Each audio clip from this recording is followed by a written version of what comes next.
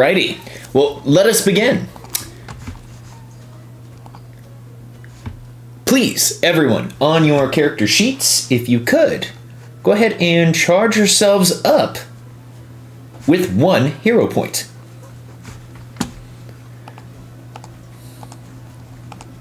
We didn't use it last time. Should we have 2? I am okay if you have a number of hero points at the moment to charge a 3rd one. You might need 3 this session. Who knows?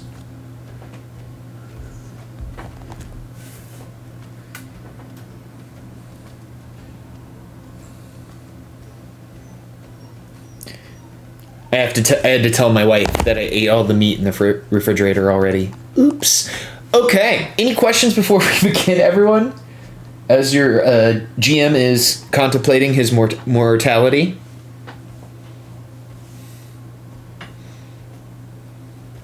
Okay. No questions. Well, let us begin with a cold open.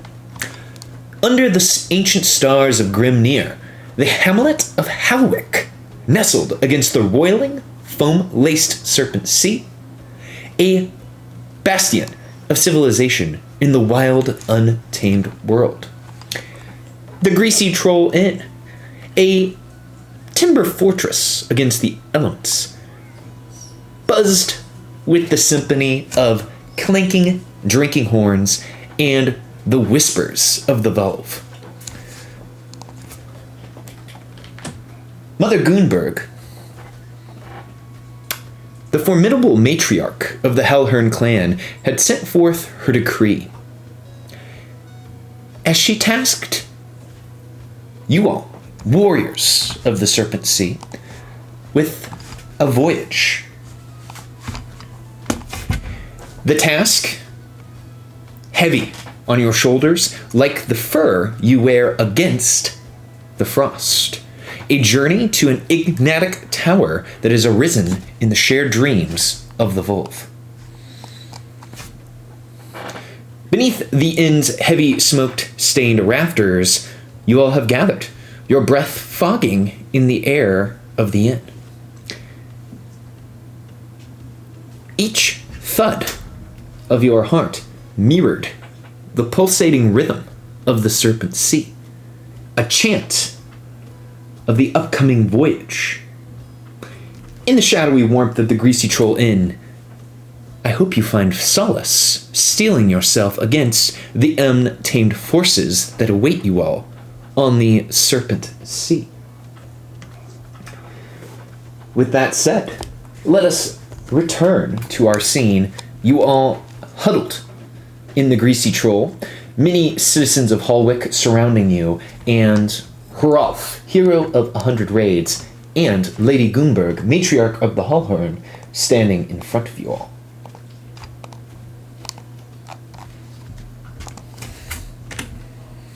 Well then, when do we leave?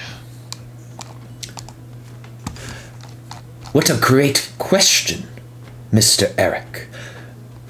Your voyage is to begin on the morrow, at dawn. I will make sure the ships are packed with supplies, food and mead for a few weeks' journey.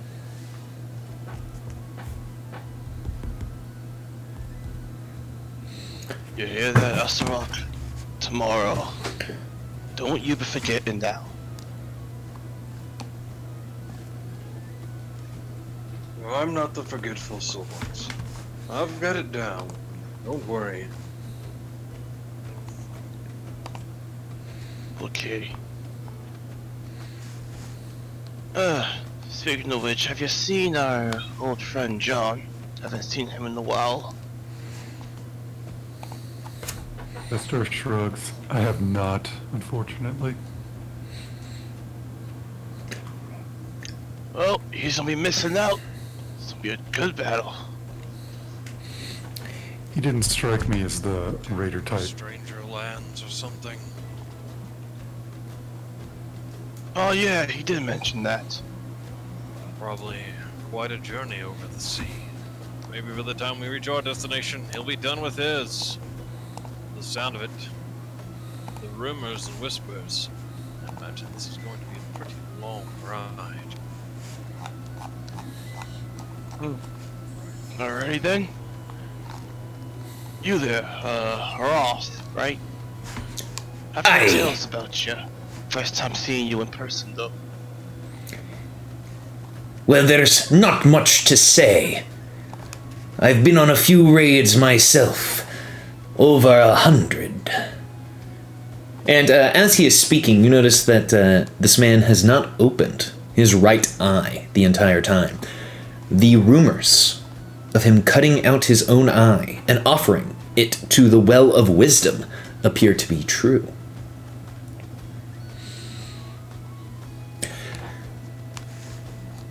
After hearing the dreams of the Volve, this tower that is awoken in the south, the 2 years of endless winter, the beasts going closer and closer to our establishments, to our enclaves, the signs of Ragnarok are clear to me. Ragnarok. It's simply a story. Mother Goonberg will look to you with venom in her eyes. A story, you say? Well, I expect you all then to see if this tower, the beasts within, and any artifacts that you find prove it one way or the other. Alright, you old hag. I understand. Old hag! I mean, respectful clan leader. Sorry. You're lucky I need you for this mission, otherwise I would have your tongue for that. Eric? You're be sorry, Mother Greenberg. Forgive me. You should be. Look at me. When you look at this visage, do you think that you see a hag, a creature that eats human or elven children? No. And she stands with a very tall posture to show off her muscular physique.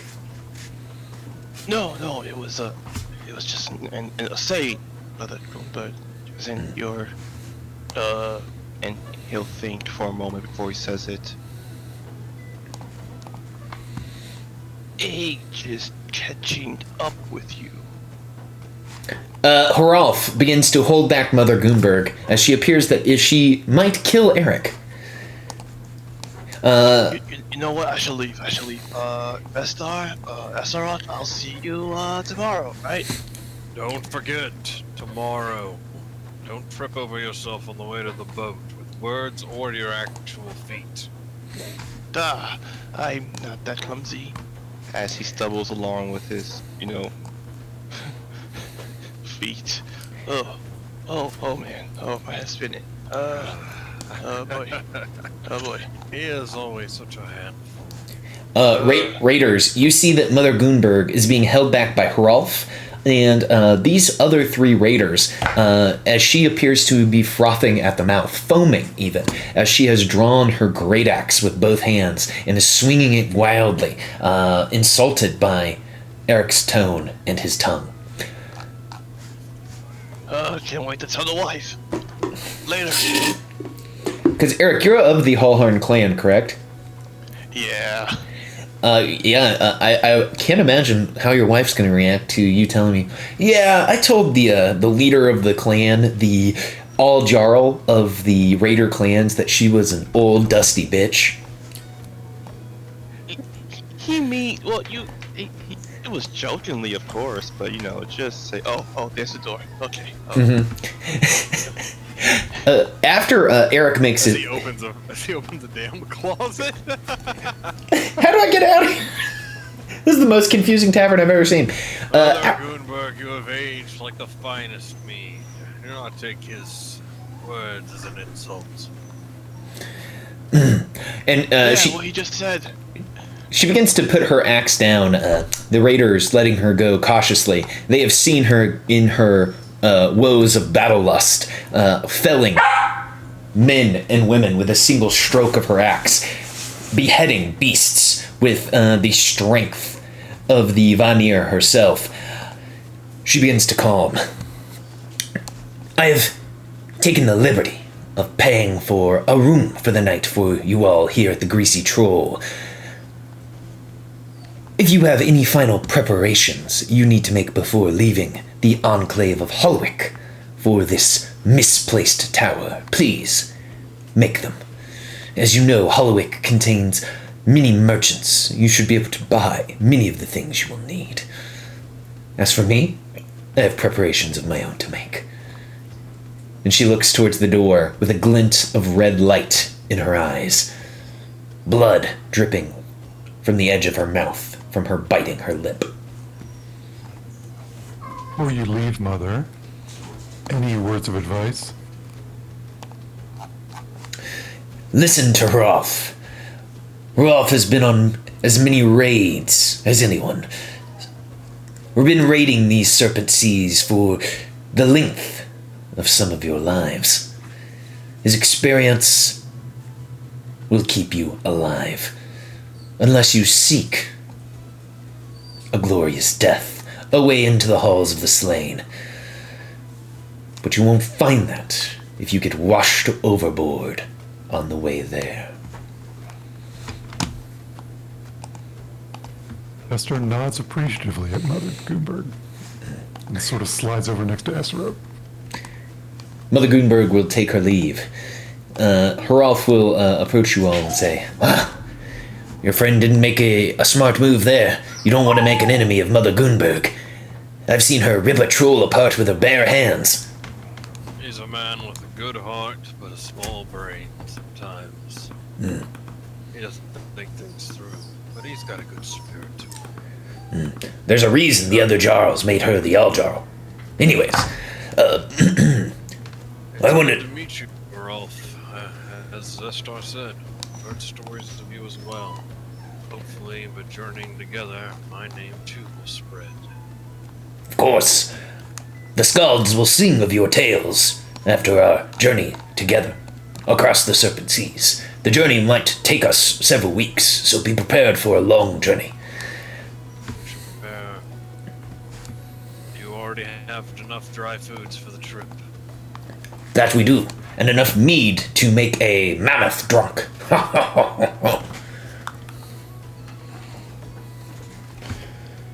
Now, What can we do for you to help us before we ship out tomorrow?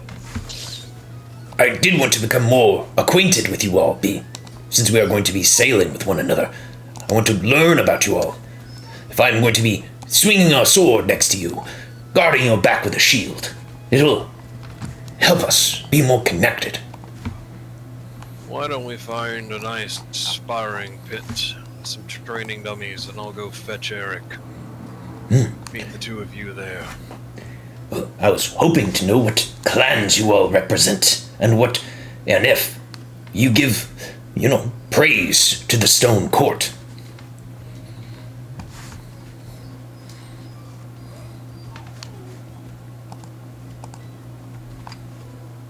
He looks to Vestar. Well, I'm a Luton. I have not been with the clan for very long. And I am very fond of the Stone Court. They give us guidance, and when I doubt myself, they tell me which way to lean. Good man. I know some raiders are agnostic of the ways of the Stone Court, or that they believe that the Veneer do not do enough to guide us. But, like you, I look for the subtle signs in the world.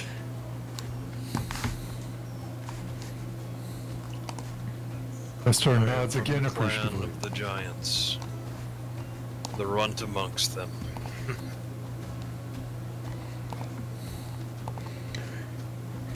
Hroth will look to you and he says, you speak of the Jotun. No.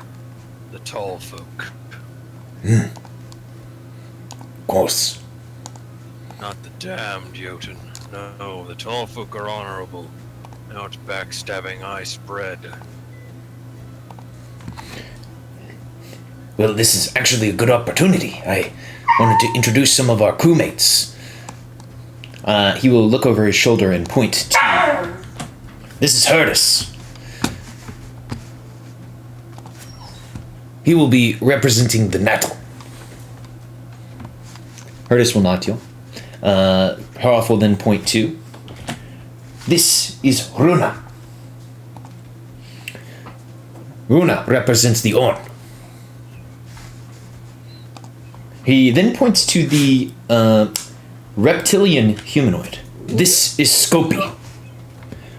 Scopi is also a Lutan. And Lutan will nod to you, Vestar. Nods back. He looks over his shoulder to a half-orc individual. And he says, that is Aaron. Aaron is of the Tavar. And Tavar will look into Esarok's eyes, almost in a challenging manner. And finally, joining us is Zisa. He points to a blue-skinned humanoid who appears to tower over everyone in the room. It is clear that Zisa is a tall folk. Zisa is representing the Risa clan.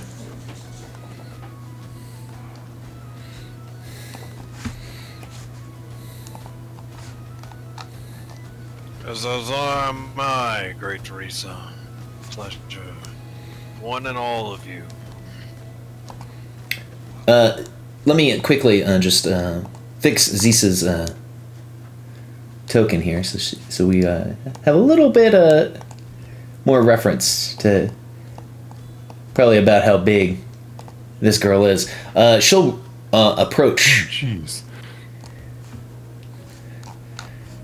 Oh, that's a big woman. And you see Aragorn just knocking in the side of the glass.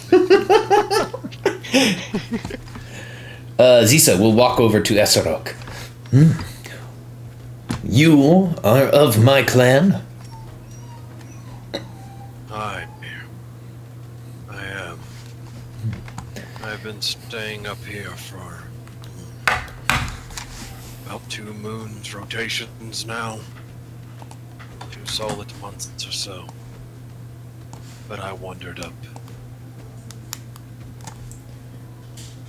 Obviously, he says with a grin, adopted.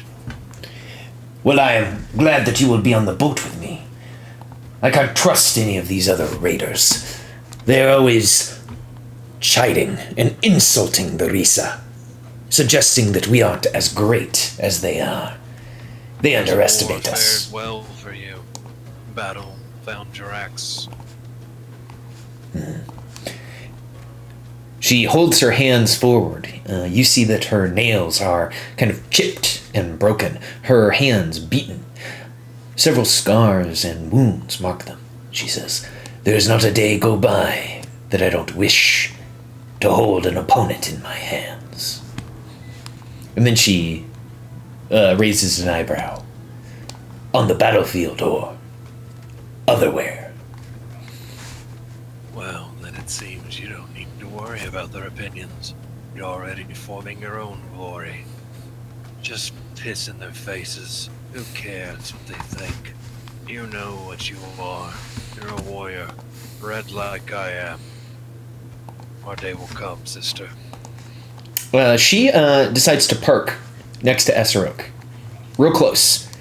And she is looking around, waiting for someone to say something so that she can beat anyone up for Esarok.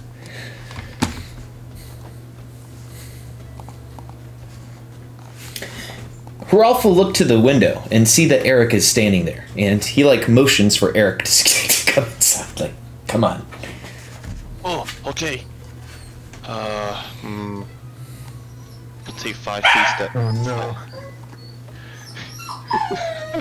He's then going to charge through the window.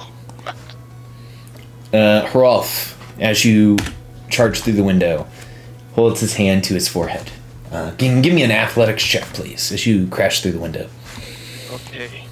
Don't worry. I'm good at this.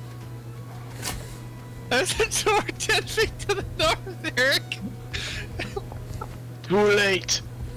Okay. Yeah, you burst through the window, covering the 2 Hallwick citizens that were sitting at this table and this citizen with broken glass, wood, and tar. They look at you as you come through, as they're like, "What the fuck, mate?" Don't worry.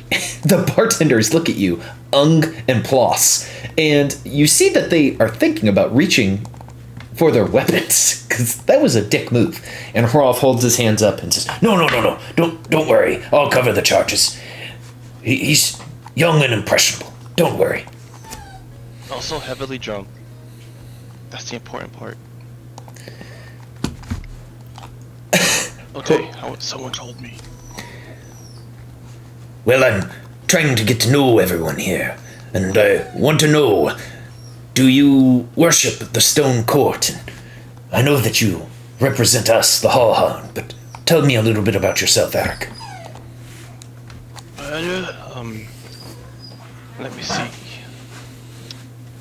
My ancestors and my bloodline, we watch out for Jotun activity. Well, my family once did. Not anymore. I gave up on that notion. Too much hard work. Nothing to really look forward to in life. Stay vigilant, Eric. Look out for them, Eric. For the last century, I haven't even seen one. Like, come on.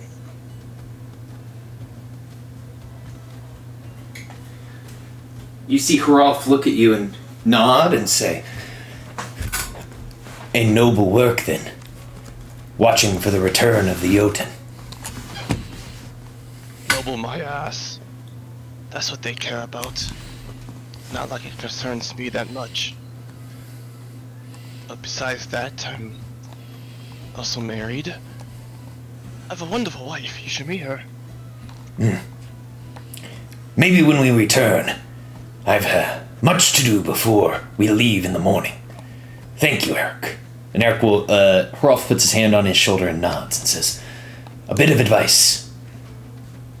The door next time, please. Right. Sorry about that. It's okay. Well, yeah. Well, everyone. We plan to leave in the morning. We'll have the docks ready, the boat ready to ship, and our crew hastened and strong, bellies full of mead and fish from the Bay of Sighs. Please, if you have any final preparations to make, take them.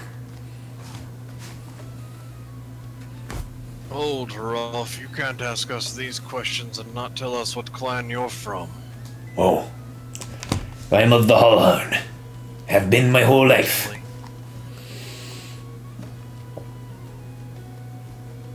We've doubled up on quite a few.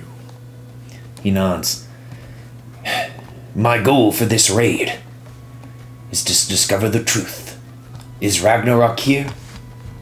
Or does this cycle of winter, famine, and death continue?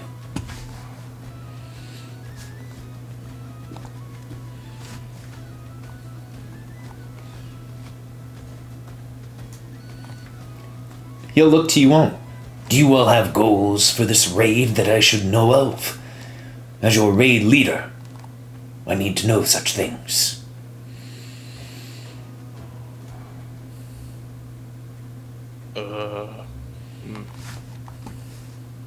I too would like to know if Ragnarok is indeed coming.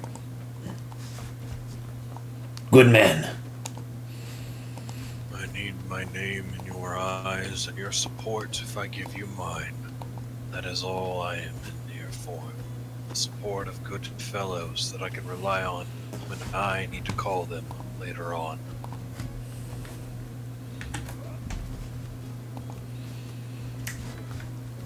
I guess I'm just doing this out of obligation. To the clan leader, of course. It is a strong reason, obligation, and duty. And Esrog, we will see. If we are truly to be allies in this, perhaps. Allies in the future as well.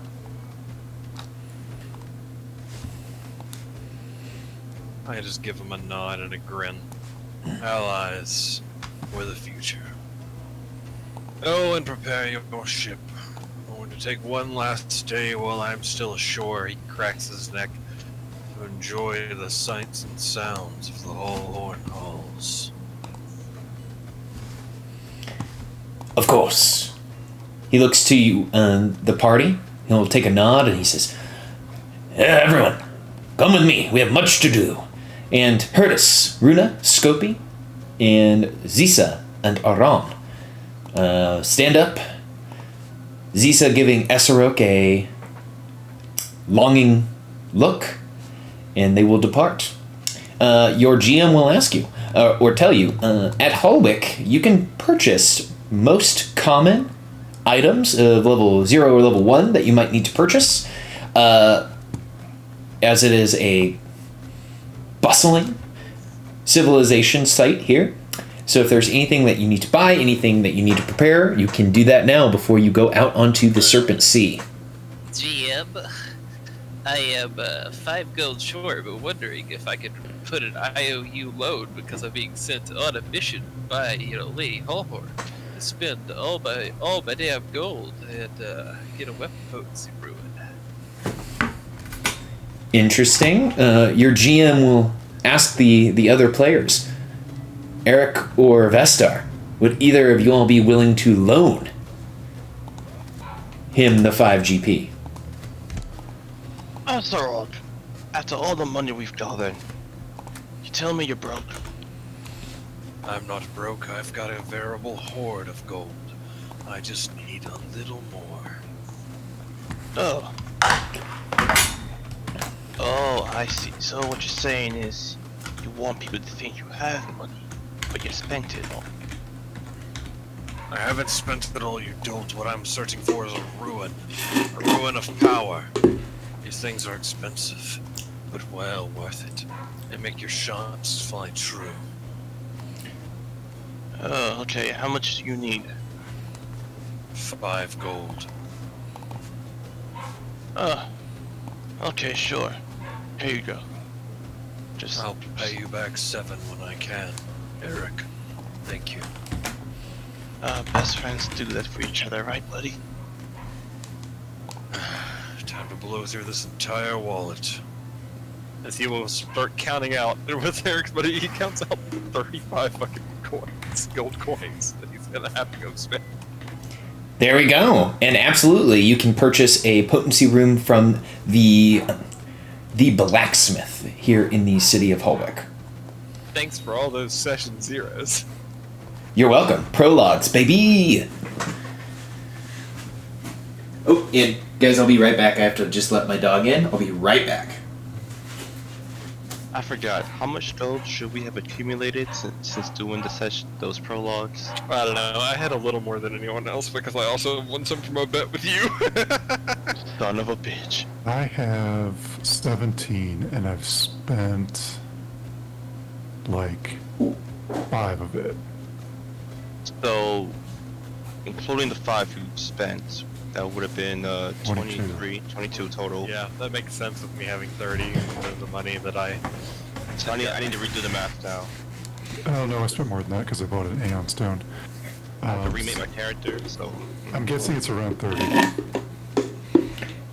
Yep, and then if you saved any money from character creation... I'm gonna pick up a healing potion. Hell yeah. So the total gold we would have accumulated is 30 from the prologues, right? Roughly, yeah, roughly about 30. And I just gave 7 to Esarok. Okay. I think you only give him 5. Yeah, you gave me 5. I said I'll pay you back 7. Oh, okay. Yeah, I owe you with a little tax. Okay, I think I have the right amount of gold. So I had to remake Eric with the barbarian stuff.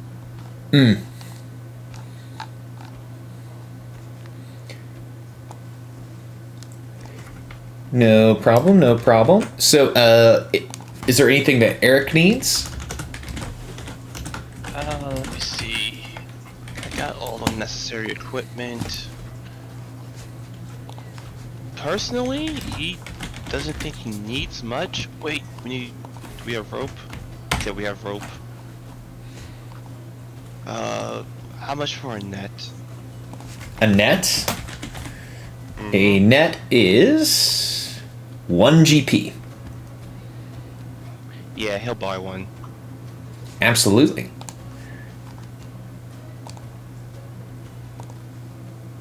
And I know I said no extended shopping episodes, but this is literally the only time for the next few sessions y'all will be in. We spent boy. 5 minutes on it. It's fine.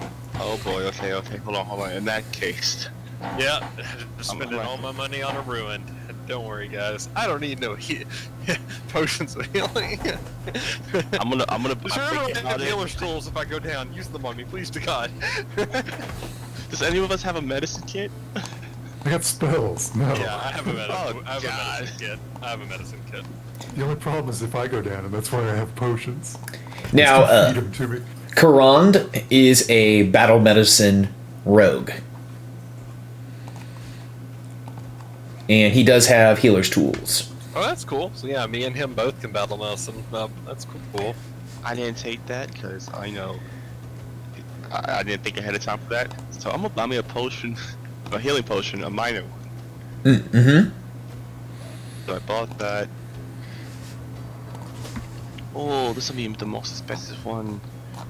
Because this is the Serpent Sea and we're nowhere sailing. This is an expensive purchase. A potion of water breathing. Yay, nay?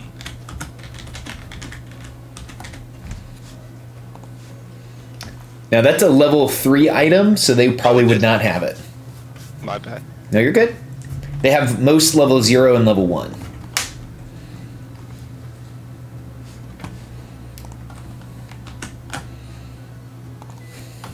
Oh, you're right.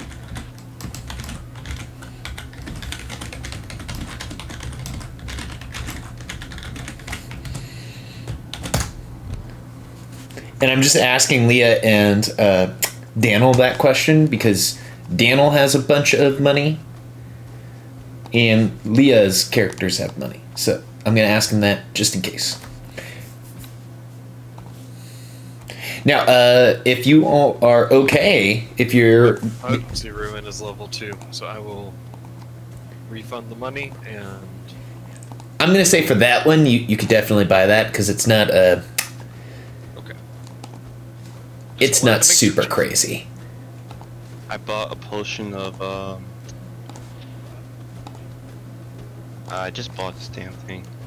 Cold retaliation. Hell yeah, that sounds cool.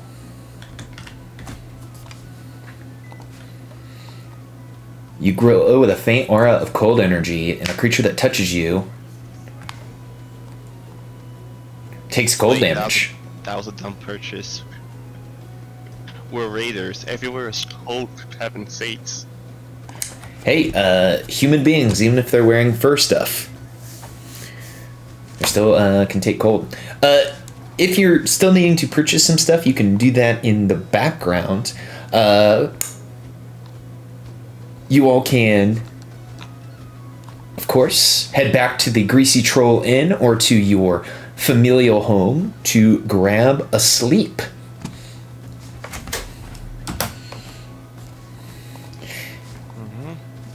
Now, interestingly enough, as the three of you, and if Leah and Corant were here, you have a interesting experience as you turn in for the night.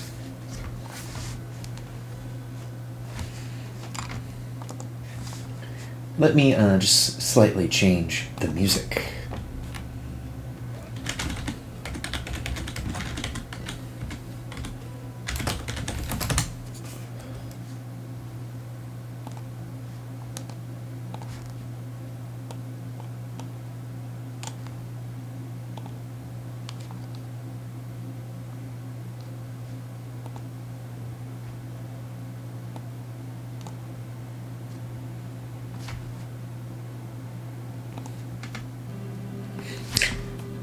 In the dead of the night, You are standing before a towering edifice, its silhouette stark against the backdrop of a stormy sky. The tower, misplaced and out of time, looms ominously, its dark stone walls seeming to absorb the very light around it. The air is thick with a sense of foreboding, the silence punctuated by the distant rumble of thunder. The tower's entrance, a maw in the stone, beckons you all in. An invitation or a warning, it's hard to tell. Eric, Vestar, and Esserok, as you look from right to left, you see yourselves and your ally Karond and your ally John standing in a line, looking at this maw. Do you proceed forward inside?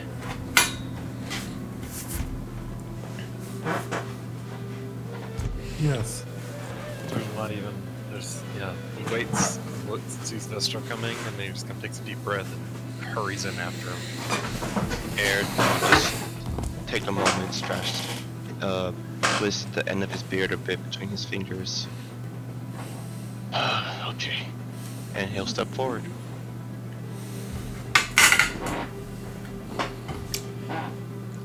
As you step into the tower, the air grows colder, a chill that steeps into your bones and into your flesh. The interior is a labyrinth of shadow and mystery, rooms filled with strange, arcane artifacts, and corridors that twist and turn in impossible ways. The walls whisper with echoes of forgotten language. You can feel the tower's history, a presence that weighs heavily upon you, a reminder of the ancient knowledge that once resided here. Tell me, you three, what do you do while inside in this strange shared dream?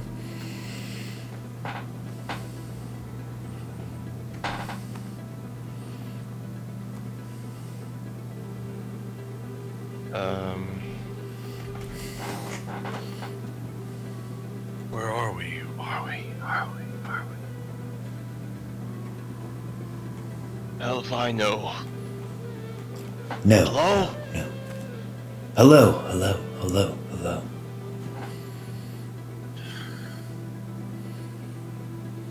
We should look around.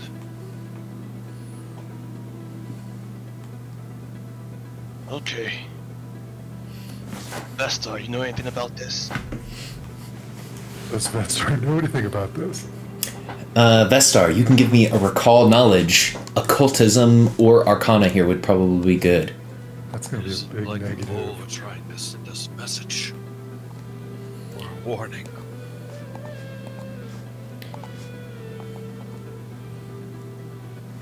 Ooh, okay. You feel like this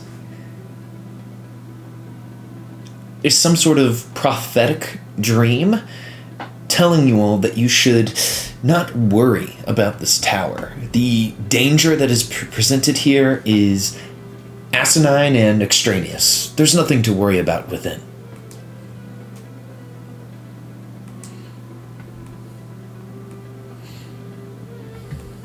I don't even know how to respond to that. Say that I'm very uncertain as to what this is. I will need to look at it further. Suddenly, the tower shifts. The floors beneath you begin to boil and wriggle as if they were a snake dropped into a stew pot. The walls groan as if they were in pain. The room around you distorts and warps. The air begins to smell of decay. The building starts to crumble and rot before your eyes. Eric, what do you do as this begins to happen?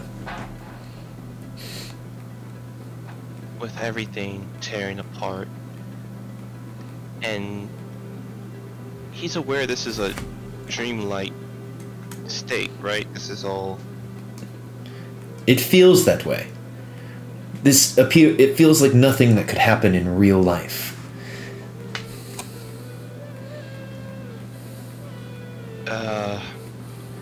Could he try to take hold of the dream to stabilize it in some way to keep the ground beneath him from cracking and solidify it once more? Absolutely. Give me, I would say this is a force of personality. So you can give me, I believe you can do this, just I was like, man, can you do this? A raw charisma in this system? I don't know if you actually can click not that. really a way to. You can just roll a d20 and add it to it. Yeah, so go ahead and... what about a will check? Or a will... Yeah, let's do that. Let's do a will save. Okay.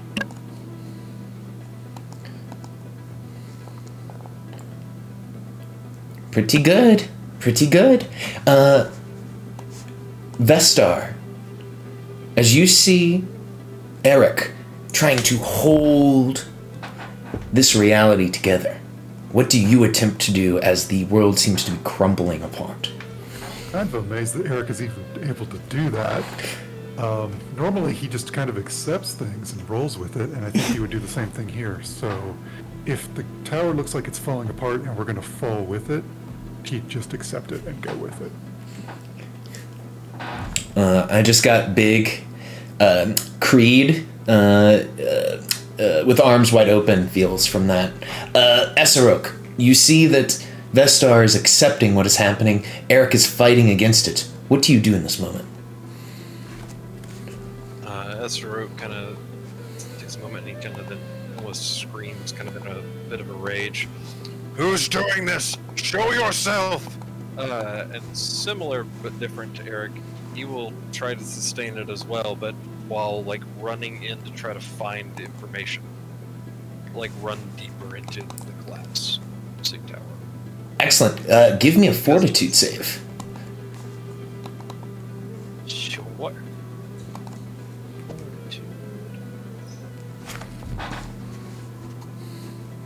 Not good. Here is what happens. The whispers that you once heard have grown to a cacophony that begin to fill your minds with images of destruction and despair.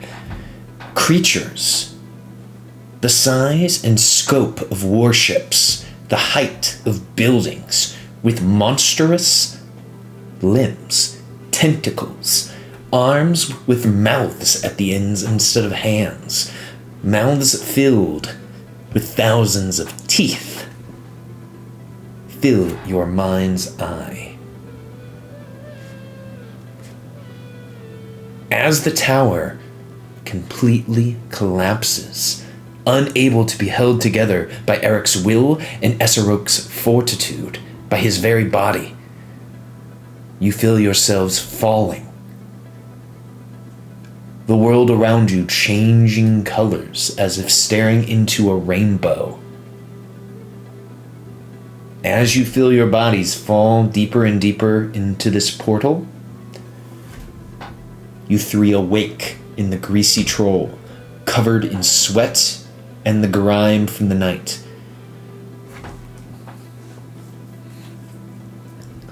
Eric, you would awaken, of course, next to your wife, unless you did not sleep at home. Oh no, he would have.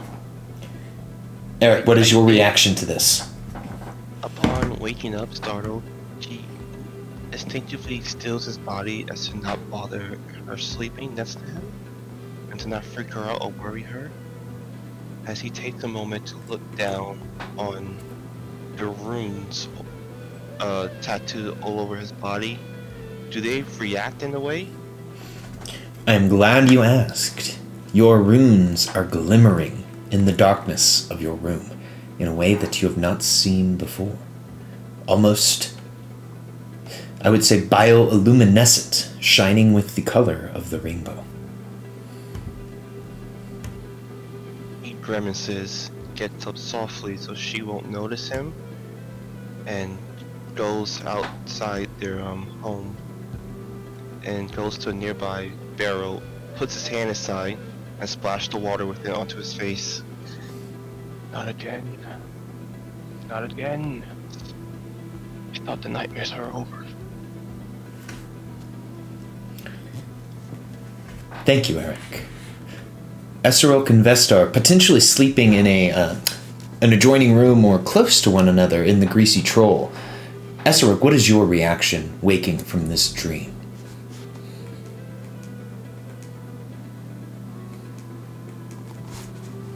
Knowing that Vestar is like a few rooms away, Esserok kind of bolts up, still shirtless, kind of flings his door open, kind of jogs down the hallway, and just starts beating on your door. Nestor's already awake and opens the door. That was real, wasn't it? You had that too. Yes, I'm glad that you've seen what I see sometimes. We need to find a Volve or something. I'm not familiar with dreams of prophecy, but whatever that was... He shudders. We should talk to someone about this tomorrow. I don't think I'm going to be getting any more sleep tonight. Nestor nods. If you need to talk, I'll listen.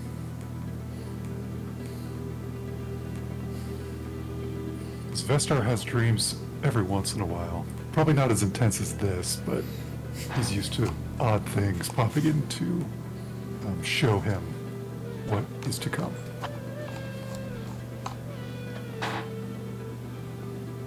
I think I'll be okay. Just startled. Wanted to make sure it wasn't just me. I'm gonna get some fresh air. Be safe, Esserok. I'll see you in the dog if the dogs come morning. I'll talk to Eric then. See if we can find a seer or something to speak to. When Vestar goes to close the door, he will look at the scar on his hand. Is there anything different about it? A very strange view you see here. The scar has taken upon a multicolor view, almost as if instead of the flesh color that it was before, it has become a gradient, the colors of the rainbow that shines in the sky. Lady Luda's with me. I imagine if mine is doing the same thing, I notice it while I step outside. And Esserok, if you look at your rune, as most raiders have their runes tattooed upon them when they come of age, a very Mine's interesting, on the inside of my wrist. a very interesting sight. From within the rune to outside, it is seeming to ripple that same coloration that you saw in the portal of your dream.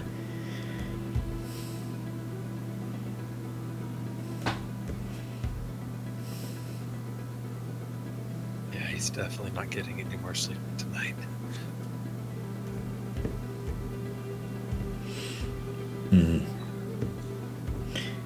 If everyone is okay, we can have a slight time skip from you waking up in the night with this dream of the tower that you are going to the heroes standing in front of the dock.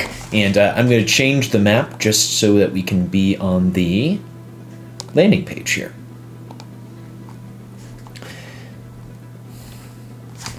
And I will change out the creepy music, because sometimes the creepy music can make you feel like Oh my goodness, I could listen to the Berserk soundtrack for hours on end. Yeah, same here. It was lovely.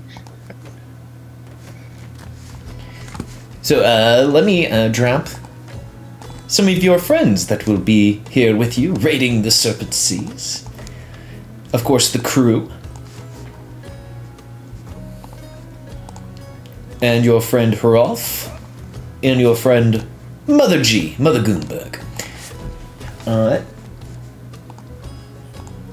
So the plan was to meet at dawn. Oh. Sorry, everyone. I had day selected. I meant hour. So it's the 28th of Aldedius. It is a full moon. And is between 5 and 6 a.m. at the moment. You see the crews of the 5 longships have been packed tightly into the longships, along with several barrels of mead, crates of dry tack and food, and the supplies that you will need to conduct this raid. Your group, of course, will be... Oh, there's 2 Mother Goonbergs out here. She does not have a twin. Will be in the longship with Hrolf and the raiders he introduced you to at the Greasy Troll.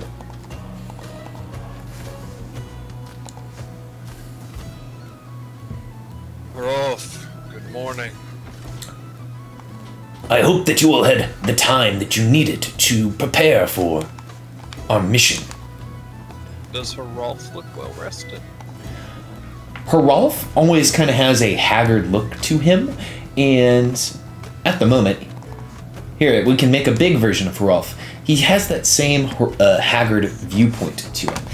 He also kind of has a concerned look about him. I'm going to take a moment before we ship off. I would like to speak to my companions and to Mother Goonberg. Of course, take your time. I'll load up some more stuff into the boats. And Hrolf will take his leave, and Mother Goonberg looks at you with a quizzical look. Let me find the others.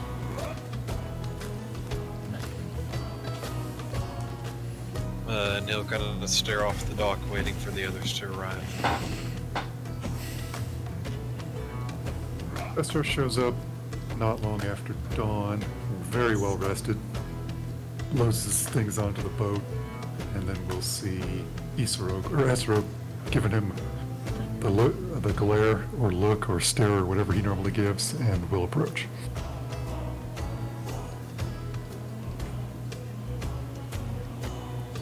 It'll take... Oh, sorry. No, go ahead. I was literally just gonna say, ask him if he'd seen Eric yet, so...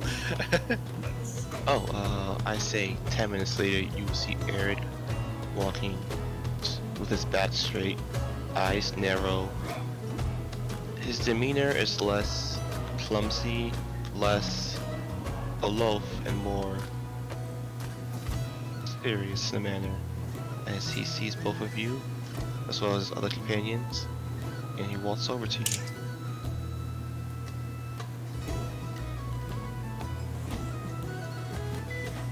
I take it you've all had nightmares, right? I did.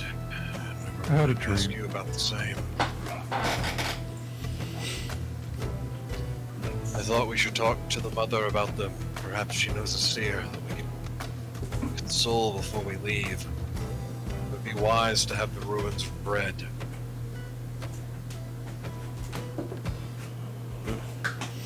You go ahead and do that.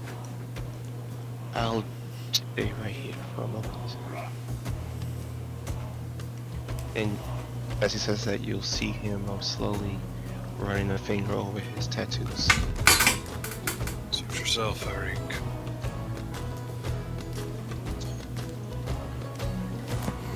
And he'll just stride up to Mother Goonberg. Mother, I've gathered. Sorry to keep you waiting. That said, I wanted to talk to you this morning. And what is it that you wish to discuss before your voyage begins? A most auspicious dream the three of us shared. Where we saw each other in our dream. We were present in the same place. The place we're going to visit was crumbling around us. And as it fell in, there was a great creature with many eyes and even more teeth. She smiles. She says, "You don't say."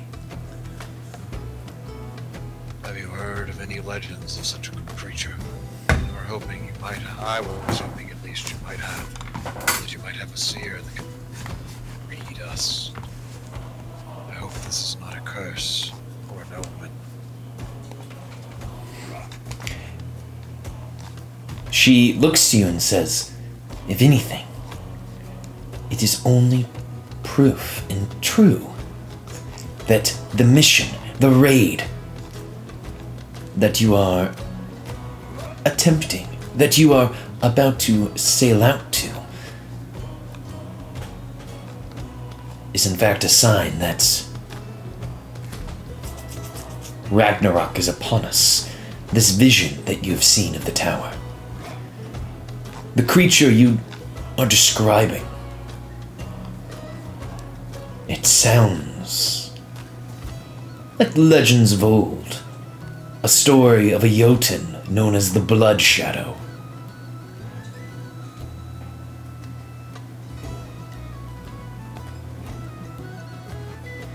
Tell me more, please. I do not think a yoke looks so monstrous. The Jotun, from the stories from before we came to Grimnir, took many shapes and sizes. From what I remember and what I've been told, they were capable of breeding with other creatures. They were capable of creating offspring of pure power. Blood shadows were creatures of suffering, born from torment inflicting upon Jotun on their captors.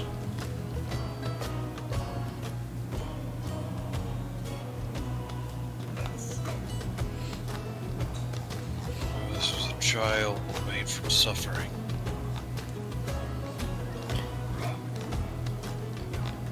That is correct.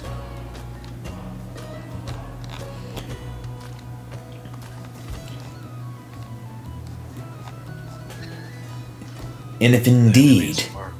Go ahead. No, mother, please. If Continue. your dream is prophetic and you do find Jotun there at the tower, her smile grows bigger.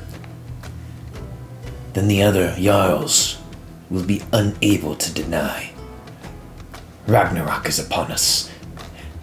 They have came back. They have found their way to Grimnir, and we must ready ourselves for a changing of the world. This excites you. Yes, Suppose an end to the endless winter is good in one way. We would have to find a way to stave off the end. we have our way. Just as Aldine stopped the Jotun and stopped the destruction many years ago. Battle prowess, grit, and of course, she starts to kind of grasp at a chain that is around her neck. Whatever the chain is holding is hidden beneath her breastplate.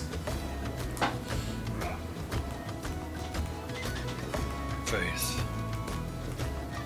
Yes.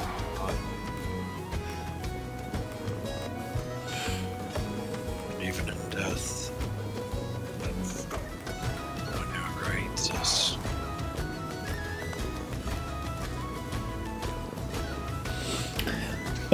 Mother Gunberg will look to you all Yes. Thank you. and nod and say, "Thank you." Shall we begin? Shall we begin pushing off the ships? She says to you all.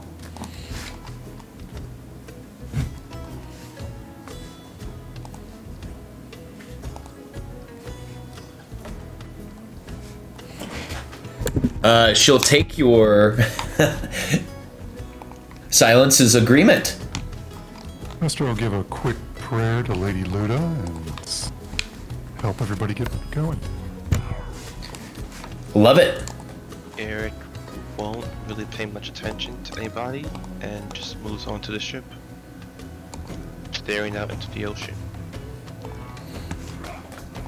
Now, Eric, did you have a goodbye with your wife, or do you just... is that just not a thing that you do? Oh, he does. It happens before he goes to the ship.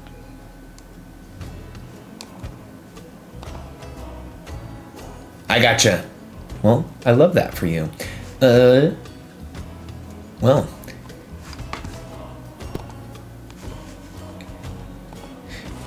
Let us quickly take, because we've been rolling for about an hour, let's take a quick 5-minute break to use potty and grab a drink, and then let's come back here. Let's call it 3:42 to begin the next part of the adventure.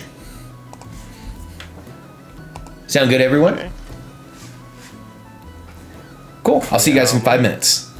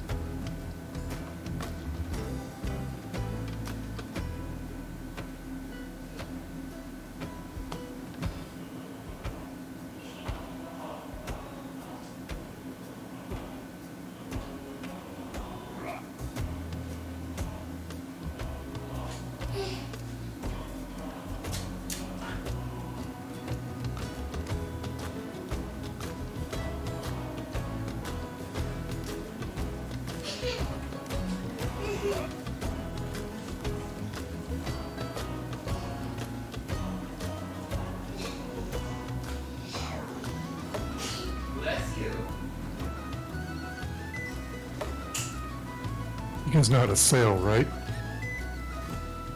I have a background as a sailor, so I have some experience. I think. Do you know how to sail? I have a decent athletic score, and I have terrain lore of the sea. So maybe. Good enough.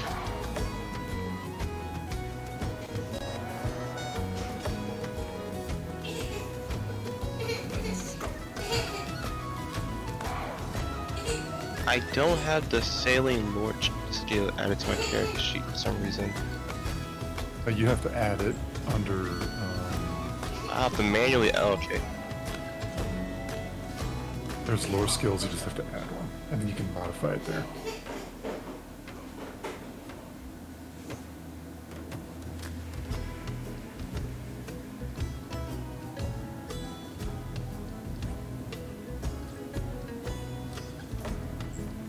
I also gained the underwater marauder skill feat.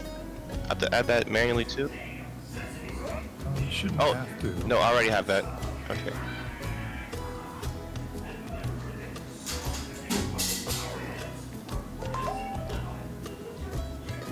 You know, like all the little tabs at the top of the character sheet, you can get rid of the ones you don't think you're going to use by clicking on the triple dot and then just unselect what you don't think you're going to use.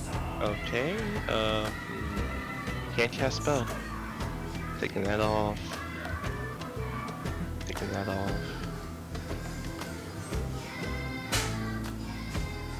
Any of you guys plan on crafting? Trained in it doesn't mean I'm any good at it.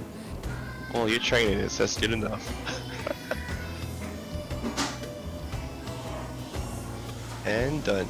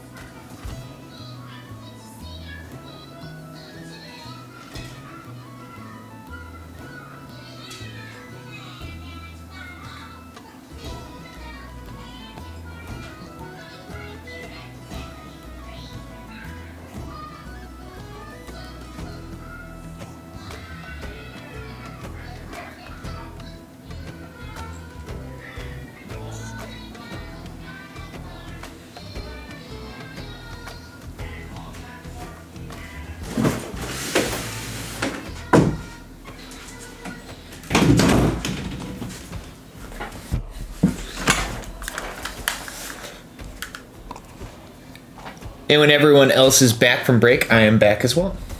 Had to go potty, get myself a drink. Yeah, we're still here. Oh, okay. So Ronzo, you there? Must still be off for a bit or muted. How many boats are we taking? There are 5 longships. And about how many people per ship? On the longships, at the moment we've got, let's see, we got 5, 10, 11. There's about 14 to 15 people per longship.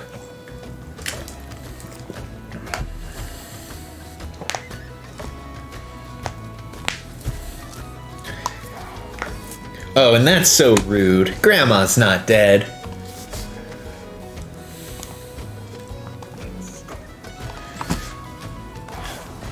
Once Haranzo gets back, we can get it poppin'.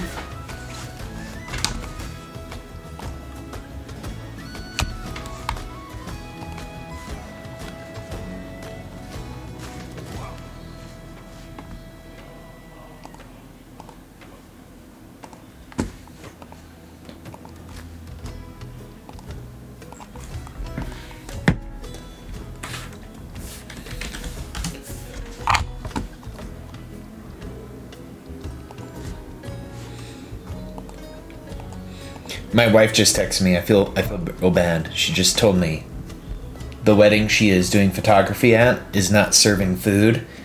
And she's like, "Why didn't I bring my lunch? I thought they would serve food at this wedding."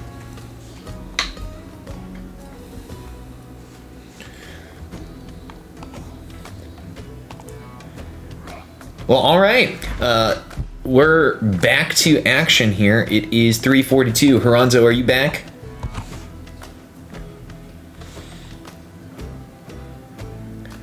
I'm gonna take that as not yet.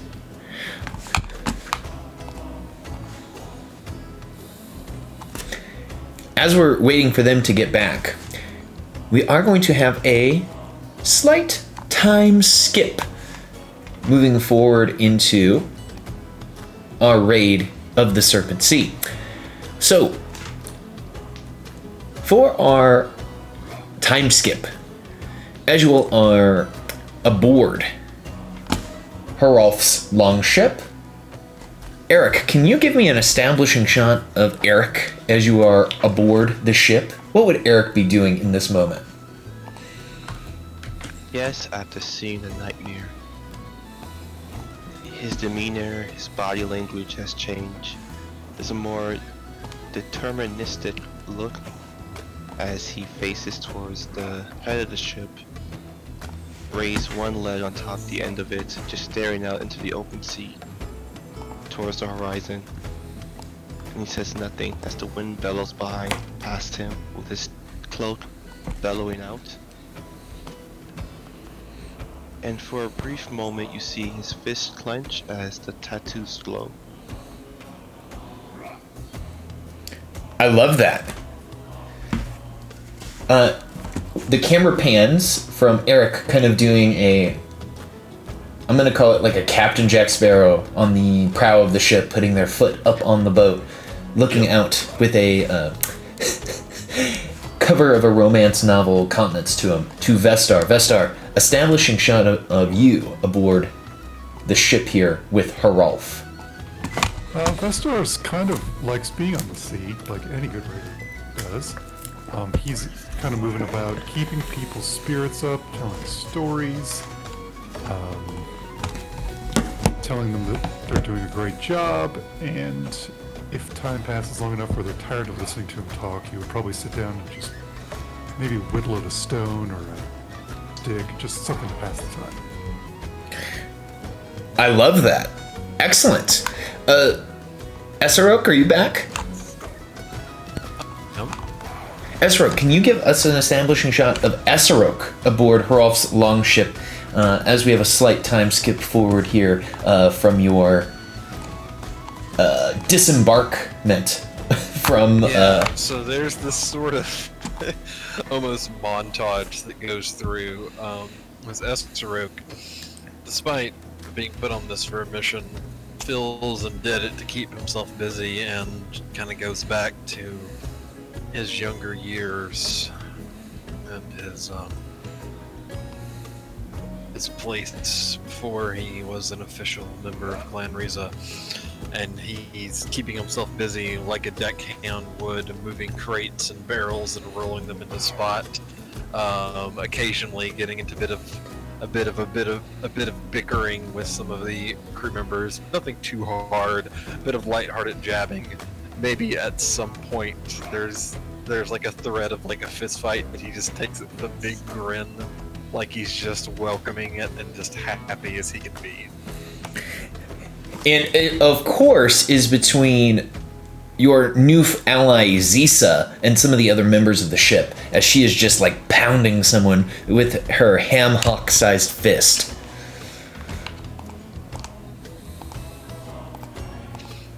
Excellent. Well, let me change the map real quick, everyone.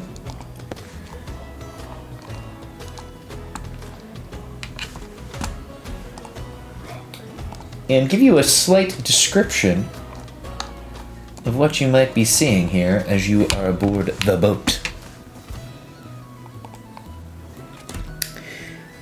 The long winter persists. Food grows ever scarcer. Ice clogs harbors that typically see little more than a skiff of snow. Fields have been abandoned in once fertile lands. The creatures of the forest prowl even closer to homesteads. An urge is rising in each clan to protect themselves, threatening the fragile unity held together by the Volve. These seers have charged everyone aboard this ship to go off on a grand adventure into the unknown. The legendary raider Hrolf leads this expedition. Since departing from Holwick, 2 weeks have passed. In those 2 weeks, 2 of the 5 ships that began its adventure have been destroyed.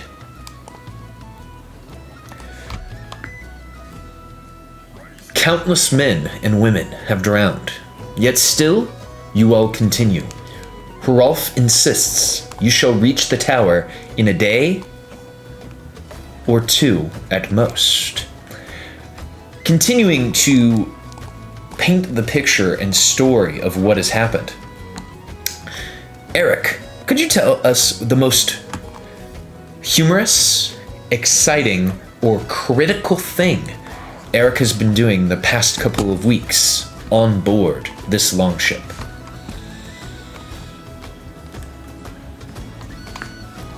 I guess you would be speaking to Harald and ask him on his various understanding of the Jotun. Because Eric's know that his family has dealings with the Jotun, especially in the past. But that was a long time ago, so after seeing the dream, he wants to gain insight on it further. Hrolf would sigh heavily, and in this timey-wimey conversation, would essentially tell you, I'm sorry that I cannot be of further help, and I have never done battle with a Jotun, or giants, or a monster more terrifying than a serpent crawling out of the dark seas. I wish that I knew more, but my studies, when I have been in port, when I have been in Holwick, have not been directed towards the study of the Jotun. They have been towards other things. He kind of scratches at the side of his head where he is missing his eyeball. I see.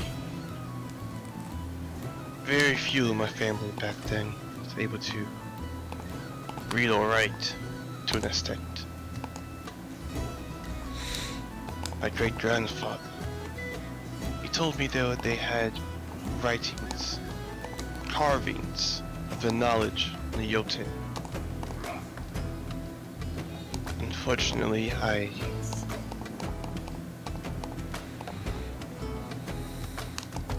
saw it lacking to follow in their footsteps. Now it's biting me in the ass even now.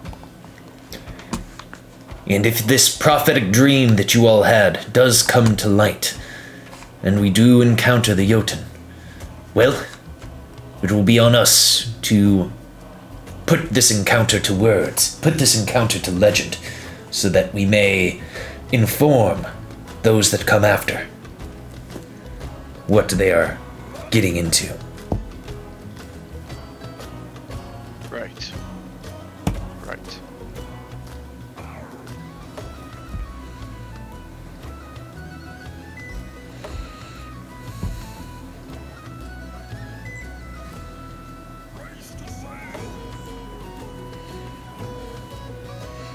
As he gives you your nod, the camera would pan to Esarok. Esarok, what's the most critical, humorous, or exciting thing that happened with you these past 2 weeks?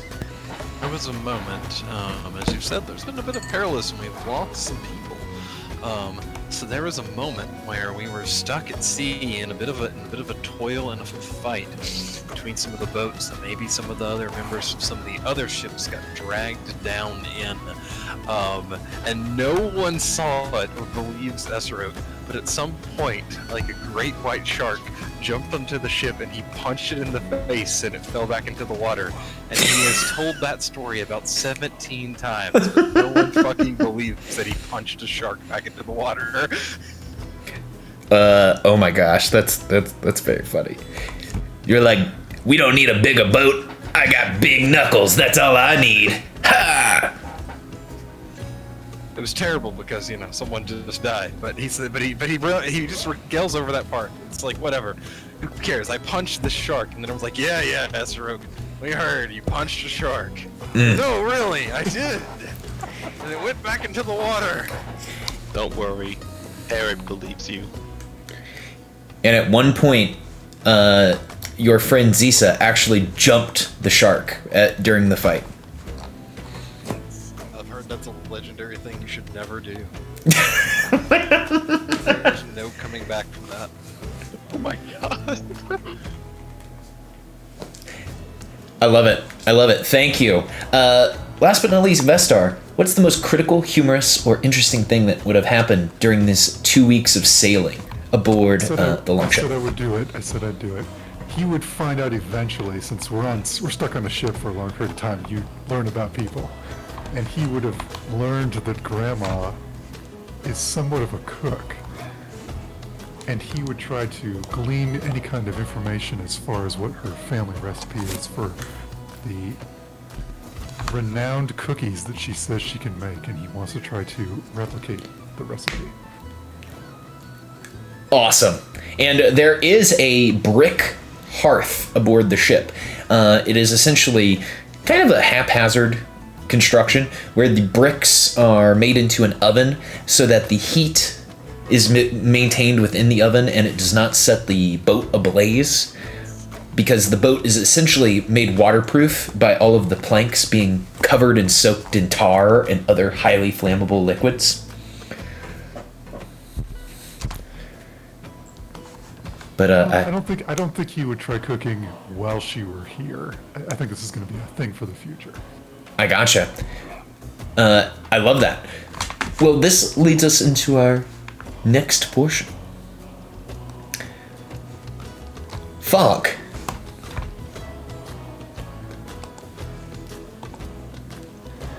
Covers the Serpent Sea, much thicker in previous years, swollen with cold moisture, and rolling across the water. I'm gonna decrease the density there just a little bit. That's pretty thick. The fog hides the great mountains to the north. It hides the moon, and during the day, it even mutes the sun. There's only the endless chop, chop, chop as the waters of the sea pound the sides of the ship and the murmured conversations of the crew. You oversee the waters for signs of other serpents. Only the head remains of the one that Hrolf slew just yesterday. The raid leader leans against the figurehead of your ship, upon which he has nailed the sea creature's head. The wind tosses Hrolf's brown hair as he tugs at his scruffy beard while staring out at the Serpent Sea. Heroes, are there any conversations you wish to have with each other or with the other crew members aboard the longship?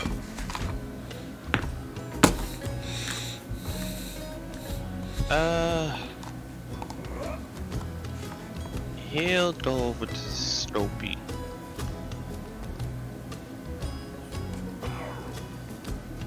And he'll just look at him. You know, you remind me of a kobold. Wait, are you saying this to Scropey? Okay, hold on. So let's expand his picture. He says, "A kobold. I'm no fucking kobold, if that's what you're trying to insinuate." Oh, I know you're much taller than that. I'm just saying, you remind me of one. He Bit says, my toe off. "Are you saying that because I am also covered in scales and have a reptilian face?" Yes, I am, actually. Hmm. I can't really tell much of a difference other than the height. My people are not from Grimnir. On my world, we are called Dragonborn. In this world, I am called Stranger. What's a dragon? What is a dragon, you ask? Yeah, dragons don't exist in the setting. He said- very curious. He kind of rubs his long snout and says, "On my world, dragons are forces of nature, mythical creatures, larger than any ship. They fly through the skies on leathery wings, tails like a siege engine."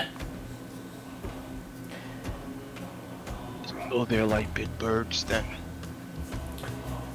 In a way, yes, as they can fly, and they are predators. But they are no bird. They're armored, scaled like myself. Eyes that can pierce through the ethereal, seeing those that stalk invisibly. They are horrific to encounter. I hope, as you say, there are no dragons here. I only understood half of what you said, but they sound terrifying. If we fight one, I want you to join me, so that we may bask in glory for killing one. If we do encounter a dragon, I hope we do it on land, as it surely will sink our ship, and we will drown, becoming food for the serpents.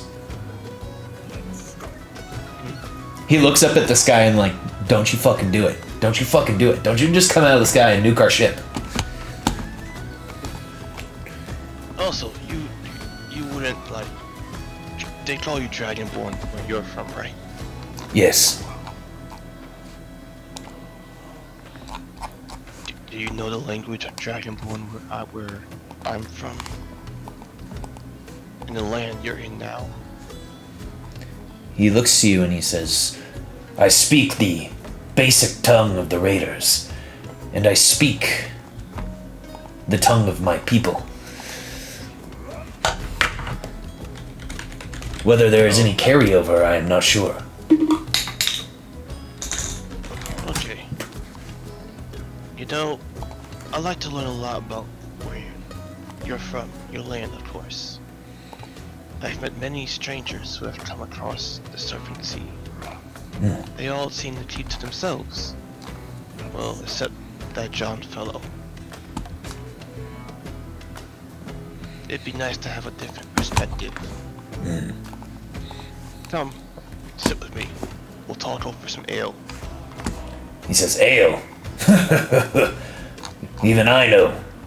Real raiders drink mead. Well, I'm different, okay? Fucking mead every time. You'll say, well, fine. We'll drink ale, and I will tell you of my homeland. I come from a land down under, and he will tell you about it. I'm about to learn all about the Forgotten Realms, guys. And then forget all about it. That's why it's called the Forgotten Realms. Excellent. Thank you, Eric. Esserok, are there any conversations that you would wish to have with the crew or one of your other players?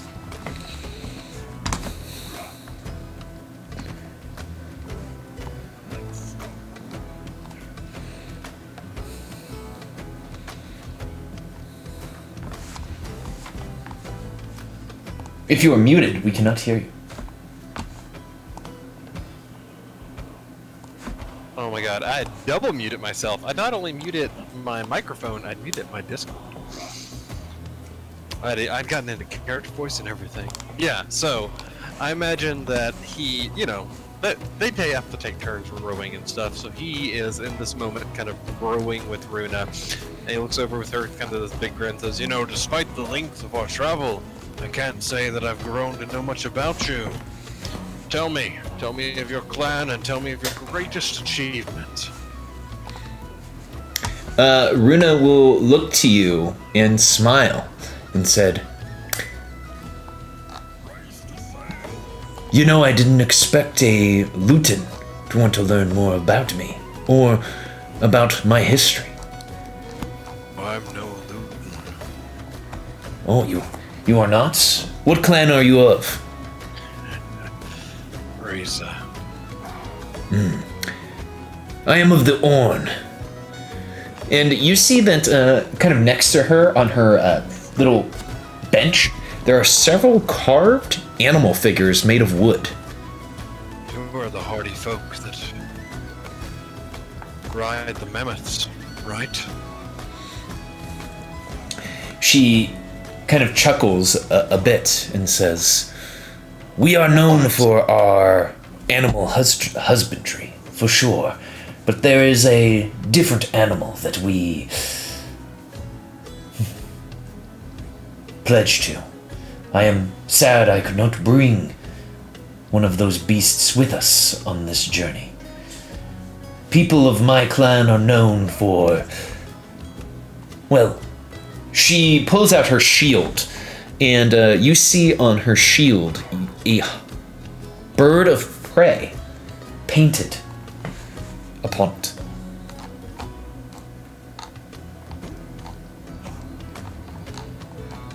I've always wanted a bird like that. It always seemed like it would be the ideal hunting companion, able to fetch what you kill, the game, to distract as you shoot. Yes. The most skilled of my clan have found and befriended great birds of prey near our enclave, and she leans in and whispers, large enough to ride on their back. Oh, have you done such a thing? I am not skilled enough for such activity. I have trained an eagle back home to hunt with me, but I have never ridden.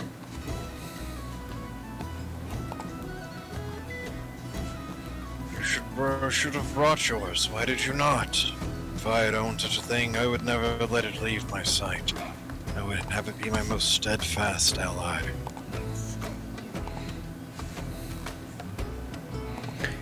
She says, Ariel instructed me to keep my eagle at home. The Isle of Splendor and its treasures and techniques are to be kept there.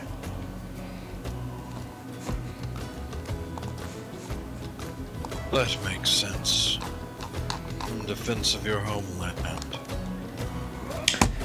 Runa will take one of her hands and pick up one of the carved wooden animal figures that appears to be in the shape of an eagle and place it upon your lap.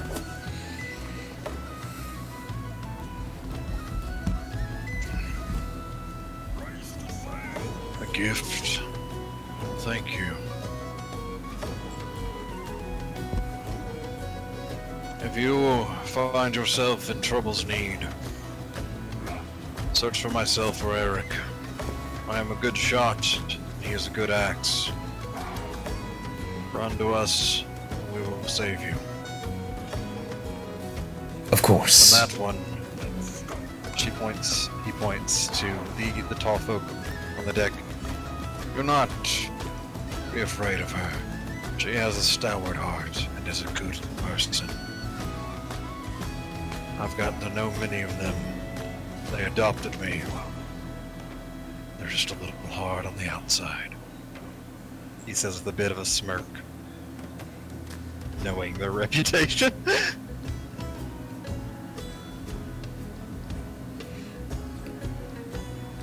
Absolutely. The camera will pan and turn to Vestar. Vestar, is there any conversations you wish to have with the members of the crew, or even one of your party members? Let's flesh out some of these NPCs. He will go pick on Zisa. Now, I know Zisa's shown sort of a hard exterior. Vestar's a pretty charismatic guy, I think, hopefully compared to the rest of the boat. And he will try to... He will approach her at one point and when Esrog's not around, and say, you've shown a fairly fond respect for that one over there. Is that true? Yes. He is a member of the Risa. He has shown me respect when others have paid me disrespect. I count him as an ally. Has she done anything on board that would cause any kind of disrespect to be aimed at her? You see that she is quite quick-tempered, and she takes even unintentional signs of disrespect or any slight such as that as either a duel or a fight to the death. She appears so, I would say, vulnerable in that way that it is hurting her chances on this raid. If during this conversation she gets that way with Vestar, I'm going to start coercing her. I would ask Zisa, what do you hope to gain from this raid? I know that Eric's here for glory and other reasons, and some of these others are here for possible treasure or other things. Why are you here? I truly hope that this is Ragnarok. I hope to fight the death of this world. I hope to encounter these Jotun that have haunted our nightmares and stories since we were children. I wish to prove that the Risa clan and its warriors are the strongest of the raiding clans, strongest of the powers that be.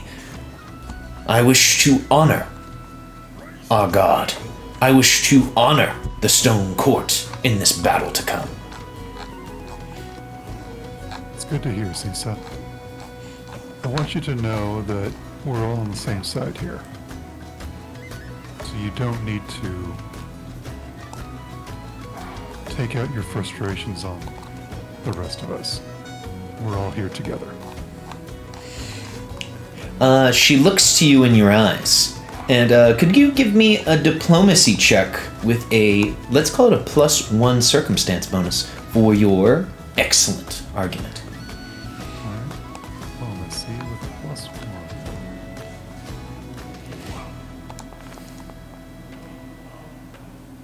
Cool. She looks to you and says, maybe I have been harsh on the others. Too harsh. If we end up getting into trouble, stay near Esarok, stay near Eric. I've been in battle with them. They know what to do. And I'll leave it at that. Excellent. As the comes time for the shift change of rowing your longship, Hrolf would pull everyone in to have story time, because Hrolf loves story time, as you all have come to know. And Hrolf will say to you all, I wish to tell you all of a myth, of a story of our land. The story of Alduin's white ravens.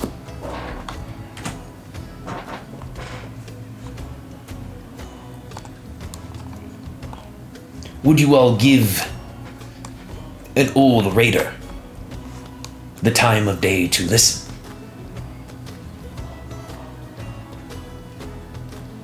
Sure, I don't mind. Carry on, Rolf. As I'm sure you are aware, the curse of the apples that befell the Vanir is a powerful thing. But when Thonir sacrificed himself as he slew Boda, divinity flowed into all the cursed Vanir. They became gods, became the Stone Court. Yet Aldine alone somehow seized more from the power. It is said, and most believe, that ravens came to rest upon her shoulders and hear her whispers, and she theirs. But this connection comes with a price that the raven itself must pay. Its feathers turn white, its eyes change color. It becomes a vassal of Alduin, an exchanger of whispers, and some even can show her what they see, so that she might whisper to ravens, sending them across the world, doing what she needs doing. It's perhaps an inefficient way for a goddess to protect a world, but it is a way. It is Aldine's way. And do the ravens know this cost that they must pay? I believe they do, and that they, as much as the Vanir, willingly take on the role of protector of Grimnir. And that is why we must respect the ravens we see, as much as we respect the Court of Stone.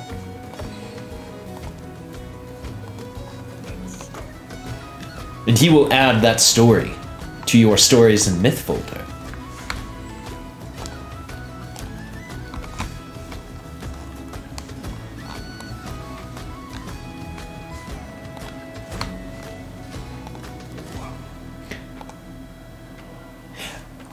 As he mentions this, you are all able to sleep, get a long rest as the shift changes, as the day moves forward to the 11th of Hillistro. Still winter, still cold here in the lands of Grimnir.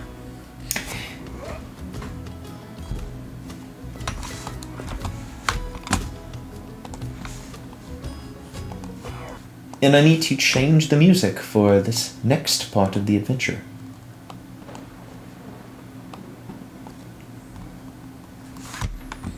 The roar of thunder jostles you. For a moment, there is a green aurora momentarily suspended about the great inner mountains. And then, darkness. Lightning begins to carve the sky, illuminating the horizon again and again.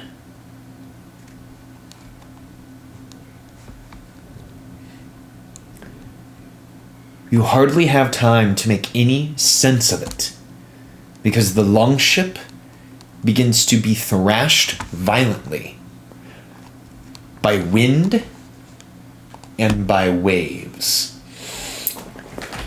A cold rain slanting sideways begins to pummel you all. You use the oar bench to brace yourself, just as you see the ship's banner painted the deep purple representing the Volve begin to fly away. As this happens,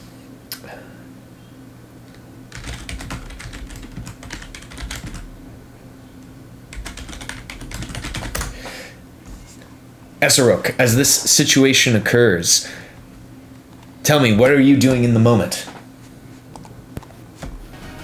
Yeah, so he grabs kind of onto the hold. It's kind of, underneath him where the oars kind of meet the boat, and kind of holds onto it and looks up. You said the literal, mast is torn away? There is a purple banner that is tied to the figurehead representing the Volve that has begun to unravel, and it's starting to, as if it is going to fly off into the storm. He'll just kind of shout over the storm, kind of pointing that way, "Harok!" and kind of bracing down for the battering storm. Excellent. Can you give me an acrobatics check, please? Sure.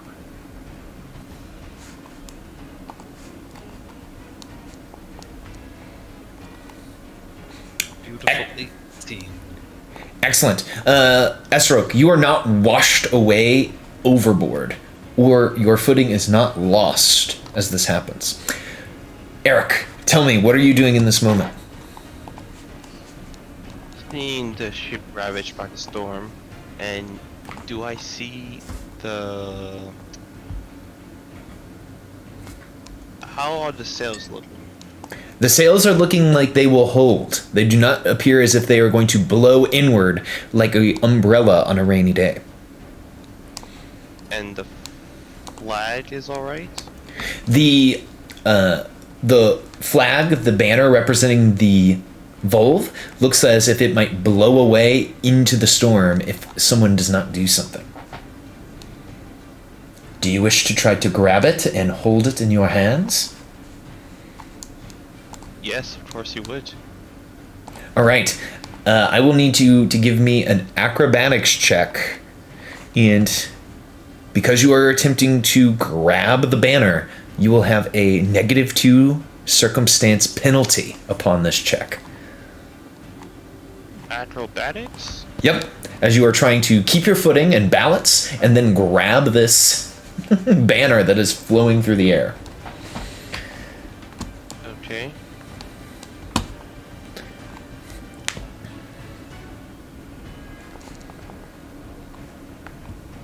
I'll use a hero point.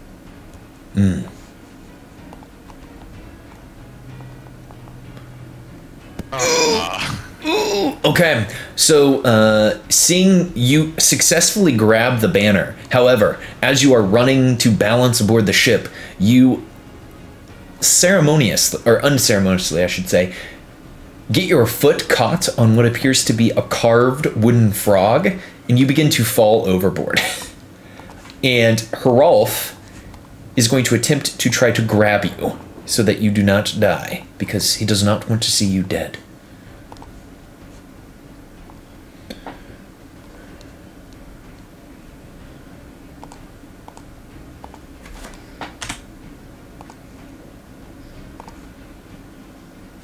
Wow.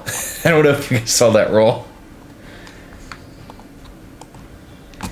So you guys see Herolf hanging over the side of the boat, holding onto Eric's legs, as Eric's head is just barely over the Serpent Sea, holding on to the banner. In this moment, Vestar, what would you be doing? He would probably be helping keeping the ropes taut so the sails don't end up going haphazard, and making sure the ship stays its course in as best what's the word I'm looking for? It's just make sure the ship stays doing what you're supposed to be doing. Sure. Can you give me an acrobatics check to make sure you don't lose your footing aboard the ship? Acrobatics. Mm-hmm.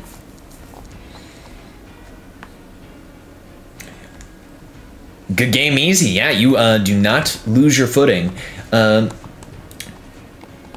Karand is going to do the same. I'm going to roll for his character, even though he is not here.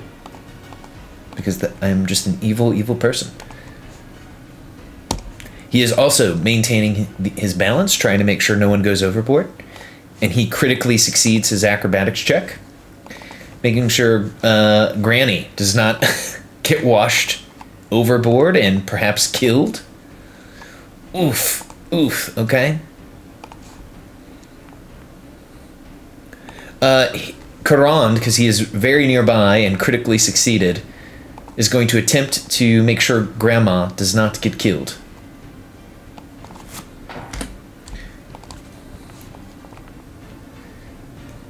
Okay, so what we see here is Granny and Eric are both hanging over the side of the boat as Karand is hanging onto her legs and Hrolf is hanging onto Eric's legs. Esarok, as we go kind of back around to you into this loose challenge that is happening, would you try to assist either of the people that are hanging over the side of the boat? Or what would you do? Absolutely. So he kind of like pushes himself kind of low to the ground, kind of like doing like a bit of like a quarterback, kind of like a tackle forward, bear hugging Hrolf, planting his feet down and trying to just help him pull. Excellent. And I would say here you could give me a athletics check as you just try to pull them both over. I will use a hero point. Mm-hmm. One. It's a little better. So you guys see that Esarok's feet and Hrolf's feet are starting to slide towards the edge of the boat. Eric, you are hanging over the side. What are trying to do to help? You can feel that the weight of yourself and Hrolf are getting slid forward towards the water below.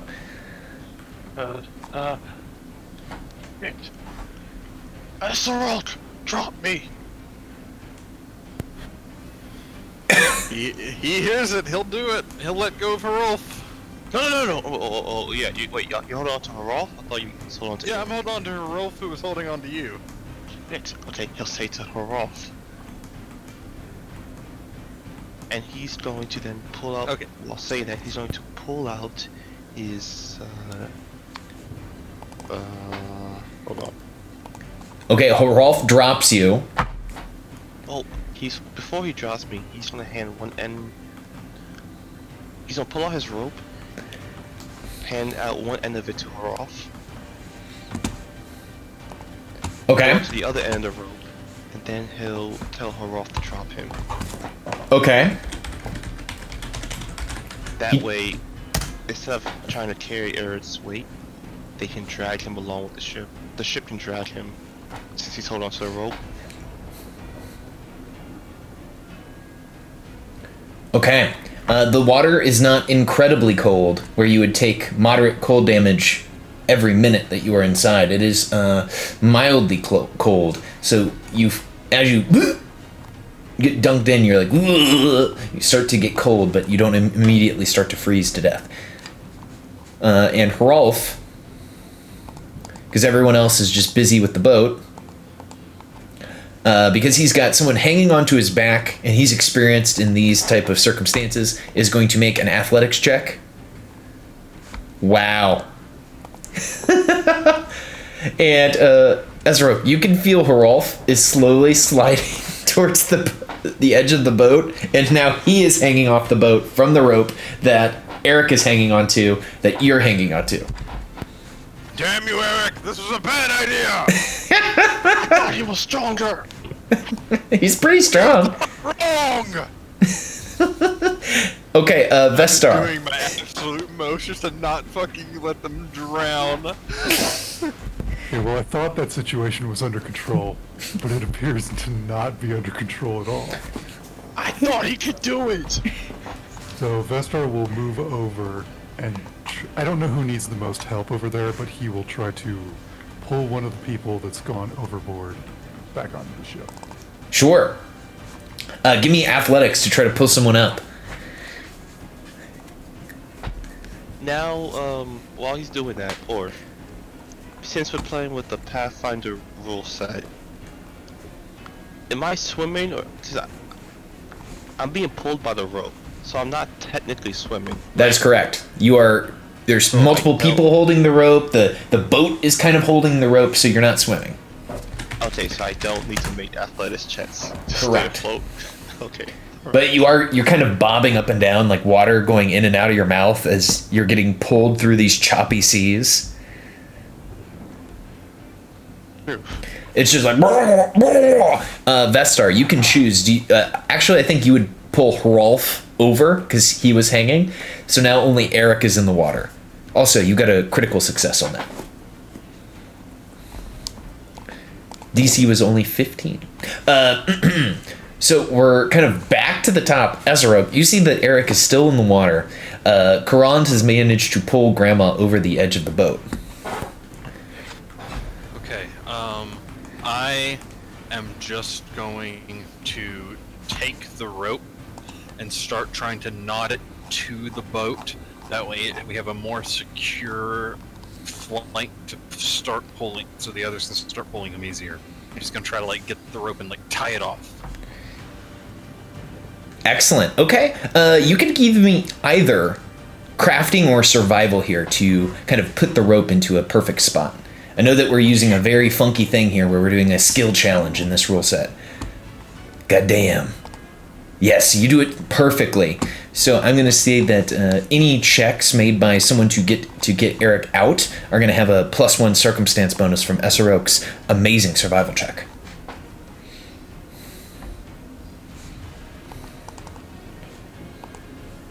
As he has perfectly placed that rope. Hrolf, you all notice that Hrolf looks exhausted, as if just this little bit of effort has like completely worn him out, as he is breathing hard over by the edge of the boat. So Eric, it's actually your turn at this moment to see, do you get out of the Serpent Sea, or are you washed away? Okay. We're playing Pathfinders. First action, he's gonna start pulling himself by the rope closer to the ship. All right, you can give me athletics, and you got a +1 circumstance bonus from Esserok being amazing.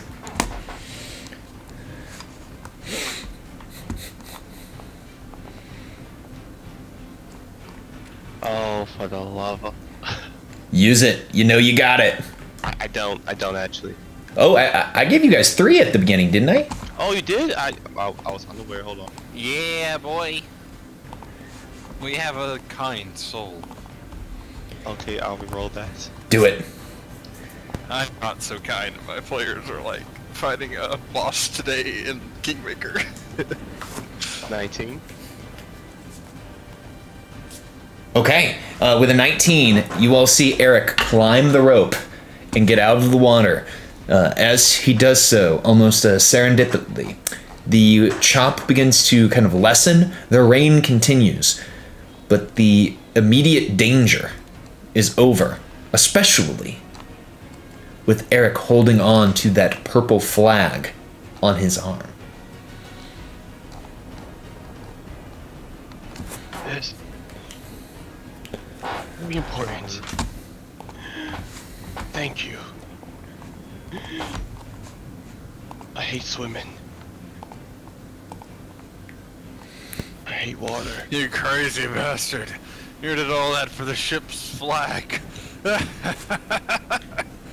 Of course. If anybody else taught us without it, we'll be screwed. Oh, and I just fall back into the boat. Come now. You're not getting rid of me that easily. I won't become no serpent, I can tell you that much. And then he'll fall over on his face.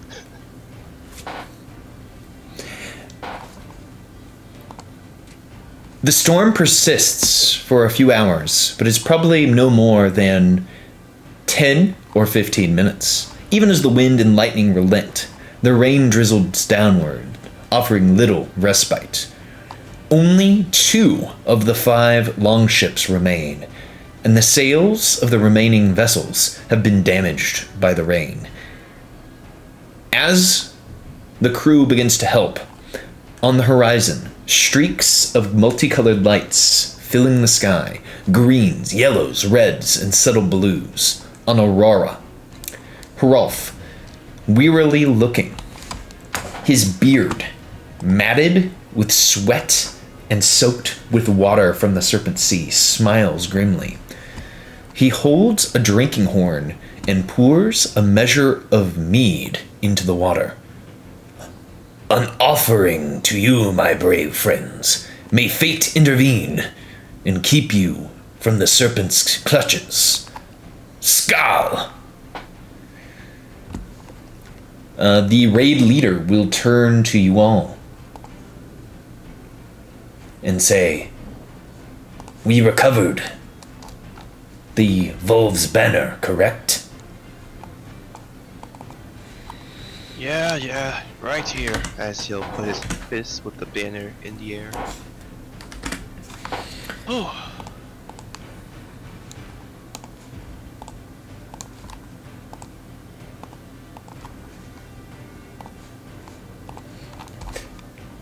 So that streak of light you all can see.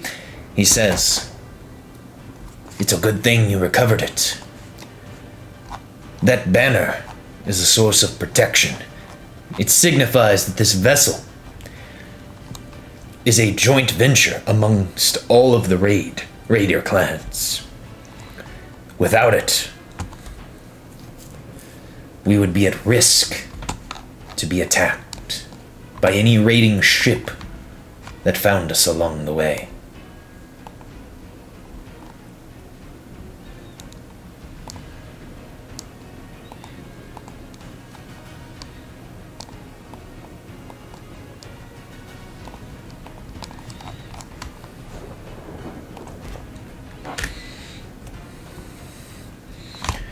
The raid leader would offer drinks of mead to everyone upon doing this. Of course.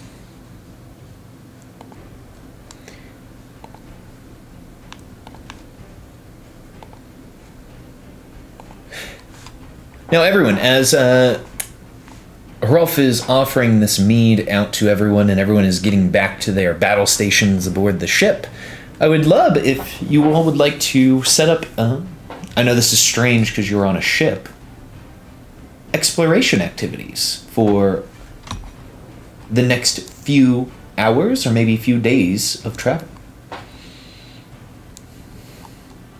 Eric is going to spend his exploration activity seeking out any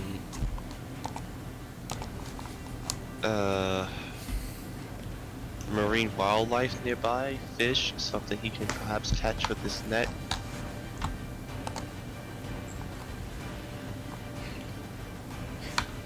I gotcha. And everyone, we should still have the exploration macros. I just popped it into the chat there in case. Oh, I guess that I could just, go in, select everyone's PCs, and hit this button.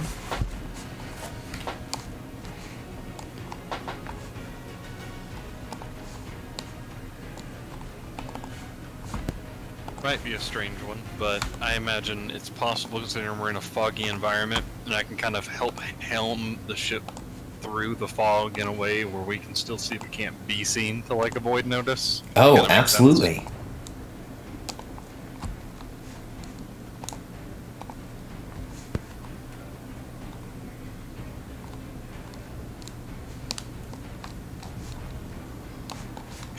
Sure.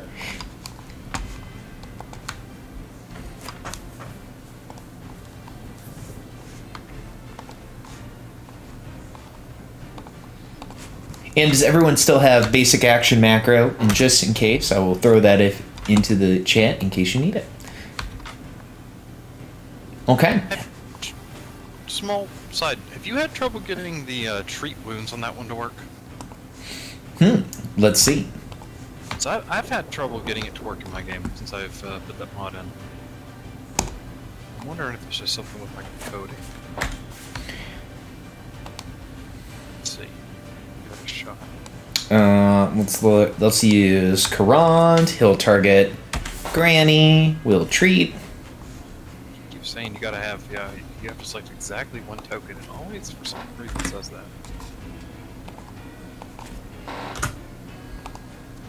Oh well, there's always the other treat wound macro that's built into Pathfinder, so. Okay, it appears like it works. It doesn't work for me as a player. Same issue that I have in my game. Works for me as a GM, but not for players. Huh? Interesting. I'll have to ask anybody about that and see if anything has happened. Okay. Well, Sorry for the side note. no, I feel like it was completely appropriate. A few hours after the storm, waves continue to batter the ship and spray cold seawater everywhere. Despite it being daytime, the gloomy gray clouds obscure the sun. Hrolf is standing near the front of the ship, staring into the horizon. Now, Eric, you said you were seeking, correct, with your exploration activity?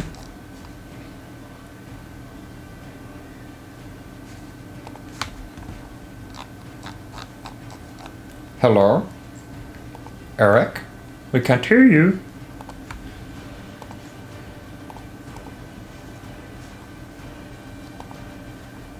Eric, are you muted? Oh no, what happened to Eric? Good Jim. Okay, well, Eric said he was seeking, and so Eric sees this happen. The two raiders nearest Hrolf have drawn weapons and are about to approach him to attack him from behind. When Eric points out, "Everyone! There is something happening!" Pointing towards Hrolf and the raiders approaching him. Hrolf looks back, a slight look of surprise upon his face. And as Eric has said this aloud, no one is surprised that this is happening. So, we will roll into initiative. So let me grab the NPCs, put them into the tracker. So you all should now be able to right-click your token and put yourselves in the tracker.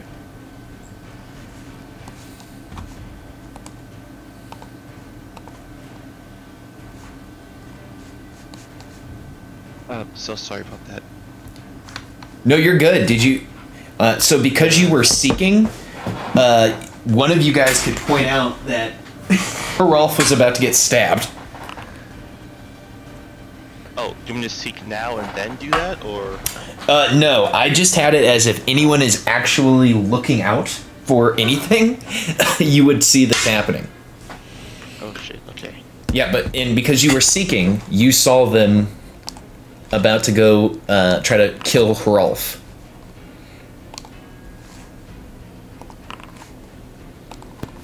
Two members of the crew, for some reason, turned on him. Oh, and I should say it's actually 3. Oh no. Oh no! Okay, so the pedantic Alcasort is up first, it appears. Unless anyone wants to use a hero point to re-roll their initiative. Oh man, I got a motherfucker. But he got a nat 20, so it's pretty good. I did too, sad face.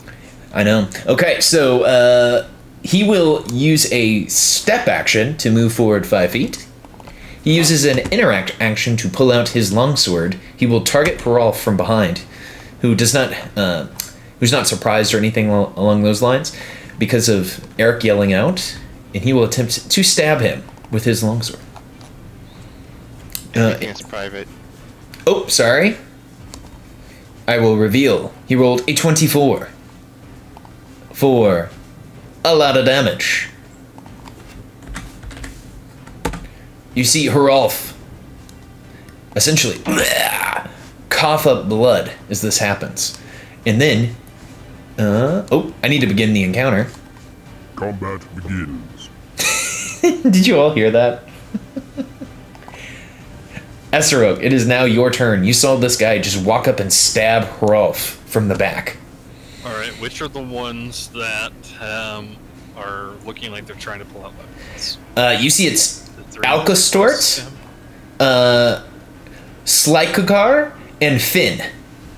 How dare you jeopardize this mission?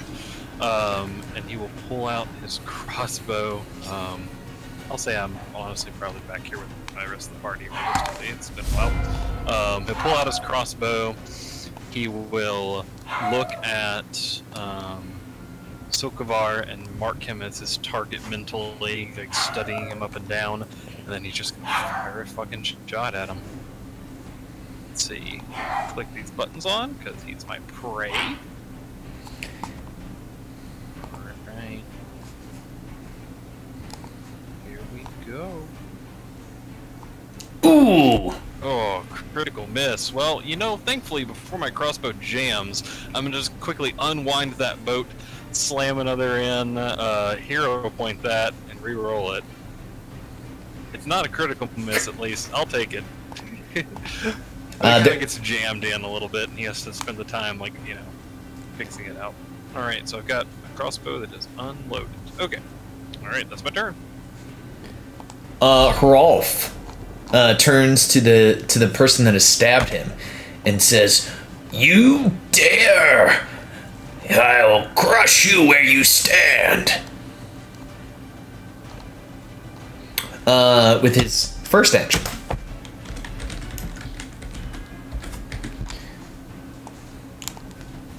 He is going to raise his shield.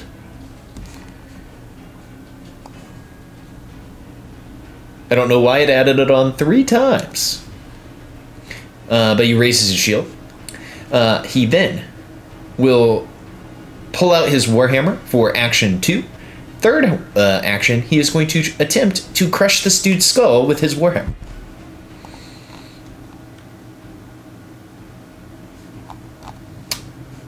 Hitting.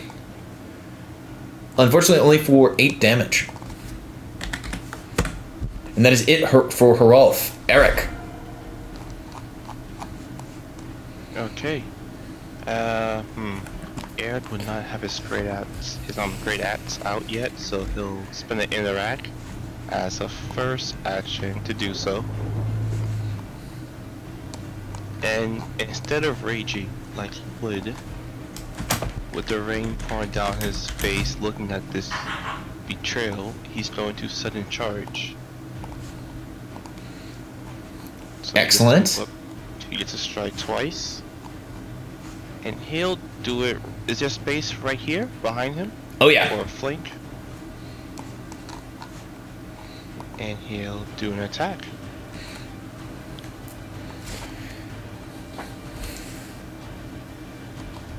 And the flank will auto provide, right?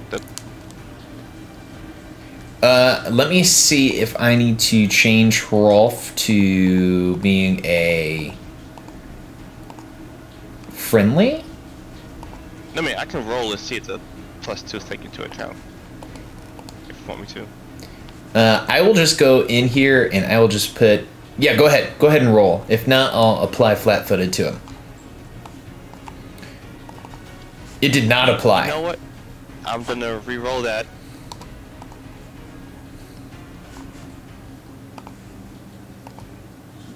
Or it will be an 18 from the flank. Yeah, it does hit. You are flanking this bad boy. Okay. Wolf for 7 damage. The raider is still standing strong. Kinda wish I was raging instead. Yep, that's his turn. Okay, the vapid one will see Eric, and knowing nothing of Eric's capabilities, will stride towards Eric, using his second his second action to pull out his longsword, and he is going to attempt to drive his longsword through Eric's throat. Oh, yep, that's a crit.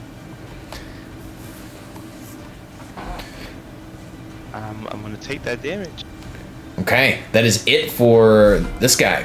Okay, the elusive Finn sees Esarok pulling out his crossbow and will use his first action to stride. The crew members all appear just completely gobsmacked at what is happening, not even able to raise their weapons. Getting 25 feet to here. We'll take a 5-foot movement to step forward, and final action to pull out their longsword. Vestar.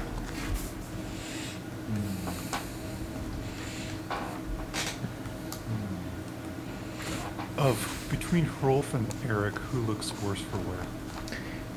Eric. Can I move through Zeus' space with no issue? You can. Will stride as his first action? Oops, let's get it.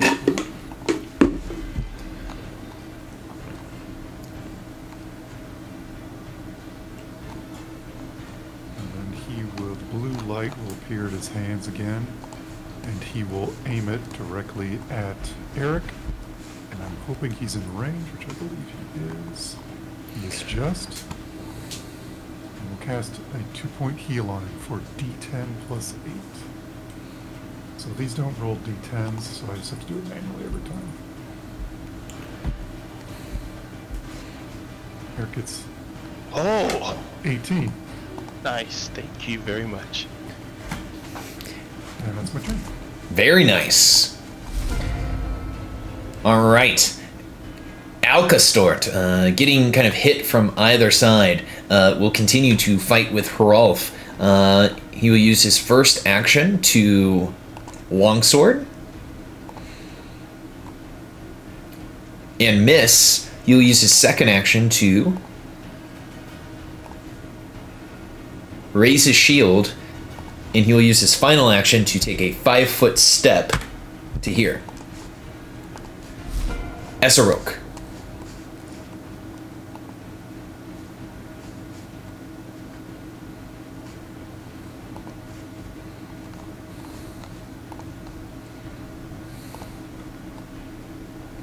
I think you're muted, buddy. I did it again. I will spend my first action to kind of do a 5-foot jump back. My second action, I will just spin my crossbow and reload it. Third action to fire into Vapid. That is a critical. Critical hit. 10 damage into Vapid. That is a huge hit. If we were playing 5th edition Dungeons and Dragons, I would tell you that this creature is bloodied, but we aren't. Alright, that's all 3 actions. Turn. Hrolf, looking actually like he's starting to get winded again. Breathing hard. Will spend his first action to raise his shield. Second action, he is going to once again swing his warhammer.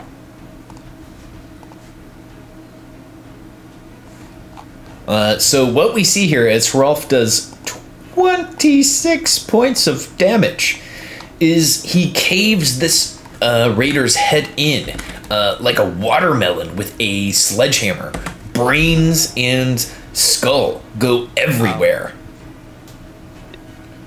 It says he's flat-footed, but I don't think he is.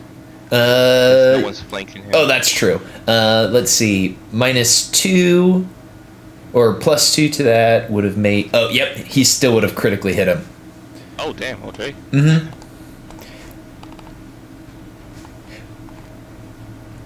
So with that, the guy dies, and Hrolf raises his hammer and goes, "Ah!" That was only 2. He will stride to give Eric a flank, and then Eric. Oh, I figured out that it may be because you have him as he's not friendly, so the flank doesn't auto apply. Here's a question. I know where the friendly lives in 5e. Is that not in token configuration? If you go to configuration and it says alliance, you have What? options. All right, go ahead and make a fake attack, Eric. Just so that I can walk, because I didn't think that it did it either. Just make Okay. a fake Oh, attack. I found it. Alliance party. There you go. Yep, that's what it needs to be. His first action will be to rage, anyway, so he'll do that.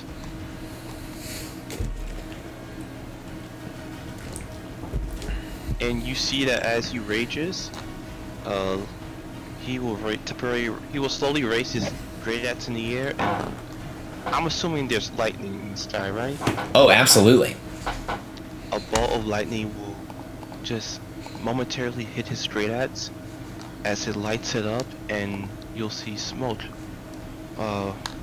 appearing off of the great axe as fire begins to envelop Eric's tattoos, light them up red. And then he'll swing. So that's the second action.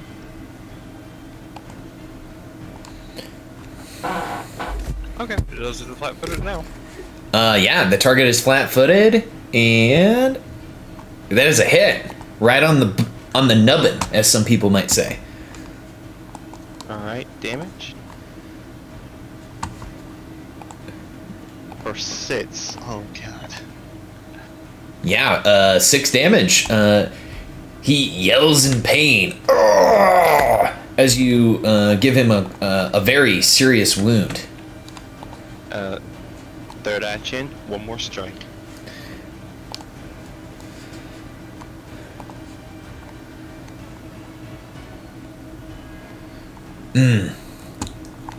A 10 won't get you. Damn. Okay. That'll be his turn. Okay, Vapid. Let's see. They don't like where they're at the moment, so they'll take a 5-foot step forward. They are going to target Hrolf, and they are going to attempt to stab Hrolf through his jaw. They do hit him for 5 points of damage. And they're going to try to survive, so they will raise their shield. And that is it. The elusive Finn sees Esserok back here and will yell "Aah!" in Esserok's face. They'll take a 5-foot step forward. They will attempt to stab Esserok.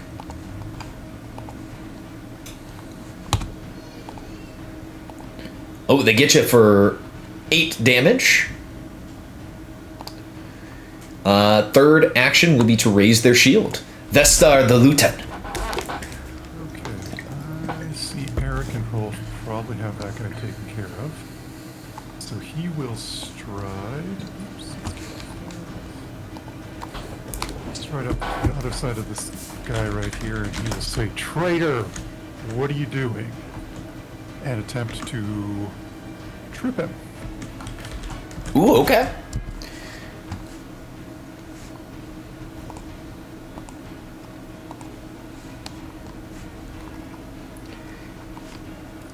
Zero point that? Yeah, absolutely.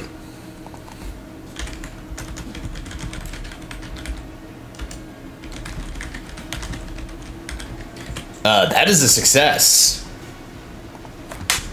And as he lays on the ground, Vestar gives him a very disapproving look as he uses his intimidating glare and demoralizes him.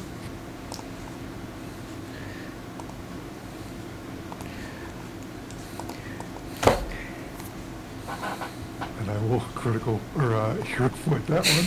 Oh no.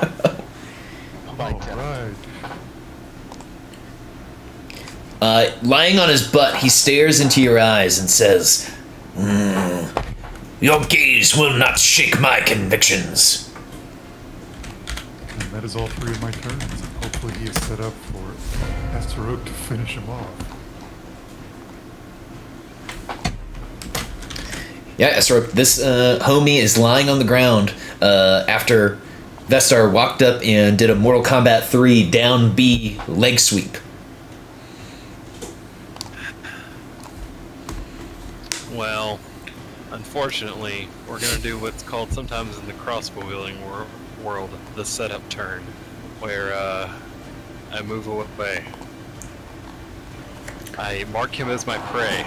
Okay. And I reload my crossbow in turn. Oh It happens sometimes. Yep, that's it. I make him my prey. I study him, I make him my prey, and have to reload. So that's all I got. All right, Haralf. He will stride so that he has this guy flanked, and he says, "The halls of the slain will see you soon." And he will drop the warhammer onto this homie. 24 for 9 points of damage. Eric, you are covered in blood and brain matter as Hrolf smashes this dude's head. He looks to you and nods. That was 2. He, just in case, he will raise a shield. And then, Eric, it's your turn. Alright, seeing that, not in the blood on his body, steam begins to emit out from his rune tattoos as he looks over to where Vestar is, and he'll shout, "On my way!" as he will sudden charge. Which will put him Best right ability, here. by the way. Mm-hmm. It really is. And he's gonna swing on him. Sure.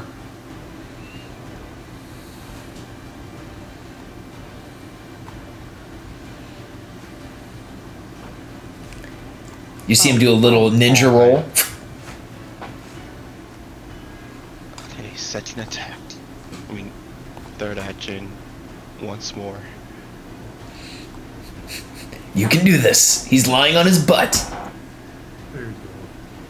There's a hit. I swear I'm better than this. You know this.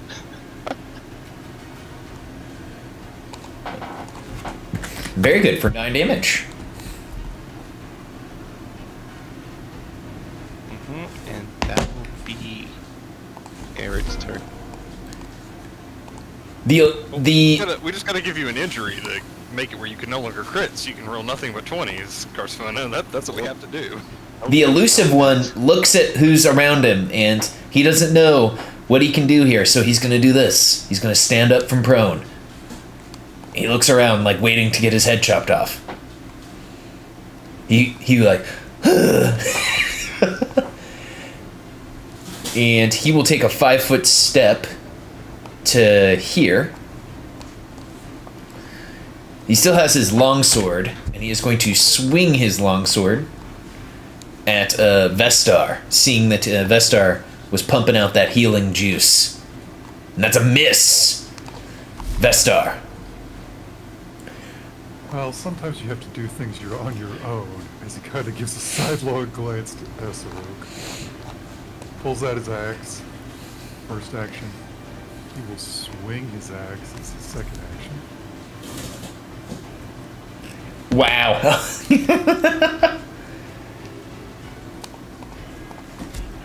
Tell us how this encounter ends. Vestar's been around, so he knows some kind of fancy moves with this battle axe, and he kind of does a quasi-feint. I know it's an ability in Pathfinder. And the raider thinks it's coming from one angle, and then all of a sudden he switches, and the axe finds its mark at the raider's neck. And he draws a fairly large slice and takes a bit out of him. And the raider will fall at his knees in front of Vestar. The encounter ends as you all hear a splash as the head that was just removed from Finn's body splashes into the Serpent seas. The crew, finally able to act, rushes towards Hrolf's side. Hrolf is dropped to his knees, breathing hard, exhausted from this 18-second encounter. He looks up towards Eric, Vestar, and Esaruk in thanks for saving his life. Have you been poisoned? You seem out of breath. He looks to you and he stands up shakily and says, I have not been poisoned, and I do say it is not this fight that has done this to me.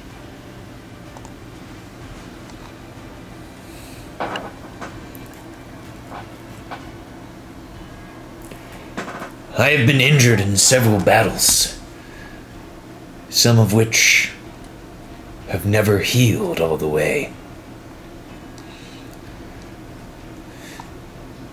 On my last raid, I took a great spear stab to my chest, and Hrolf will lift up his his shirt, his armor covering the front of his body, and you see an awful wound that essentially is right near his heart and his lung. Esther says the obvious. That looks bad.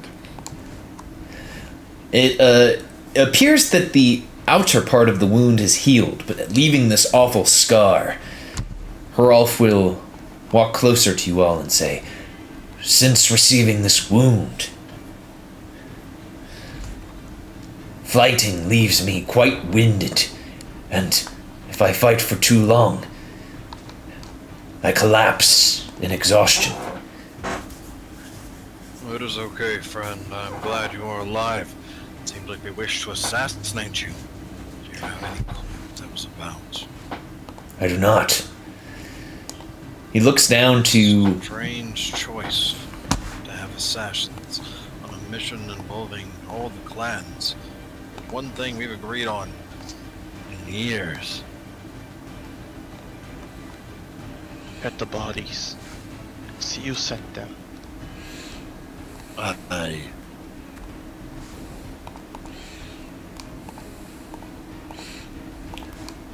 So we get a scene of you guys patting the bodies down, and you see that the bodies don't have any messages from the Dark Brotherhood or anything like that upon them.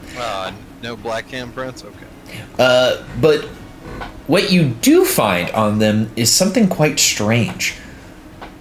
All of them, save for Finn, because Finn had his head chopped off. The other two had their head crushed in, so you would find this.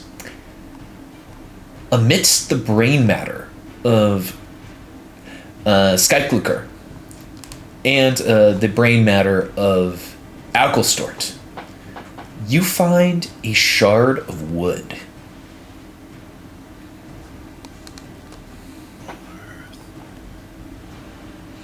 Like a splinter of wood?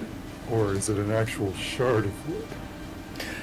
It is if someone took a cutting from a cutting of bark from a tree, and somehow it found itself inside these raiders' brains. Does anybody have any idea what would do such a thing? Did Eric try to see if this means anything? You could give me recall knowledge checks, my three heroes. Sort of dark magic. That's the only thing I can guess. Yeah, but for the recall knowledge, what skill check would that involve? If you use the basic action macro for recall knowledge, it actually pumps them all into it, which makes it very, very fun. Recall knowledge. Oh, excellent. Oh, that's cool. Yeah. Did anything pop up on your side? Oh yeah, it send it to me, and it also rolls it privately by default. Vestar. Yeah, it's so nice. You recognize this wood. This is not the wood of an oak tree or a maple tree. This is the wood of an ironwood tree, tended to by the ironwood witches, enemies of all who live and all who breathe in Raider society. Vestar spits and growls ironwood. Shit. Shit! I was right then. Dark magic. Jam. The minds given over like slaves.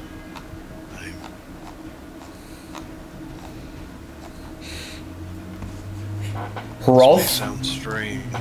begins to cry as he hears you say that these men have been infected. Continue, Ezerok. When we get ashore, I would like to burn them. They don't deserve to be shoved in a sea just because some damned witch fed worms into their head. What did they get hit by witches of all places? Rolf, No. were they with you on the last raid? These three were with me on the last raid. They have been stalwart companions with me.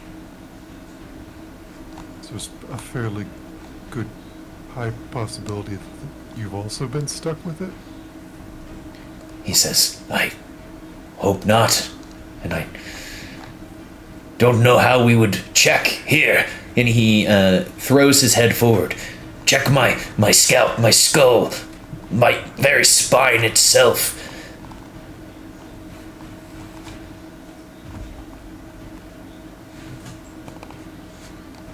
If you wanted to, at the moment, Hrolf is basically head down, showing you his neck. Does anyone wish to just decapitate Hrolf at this moment?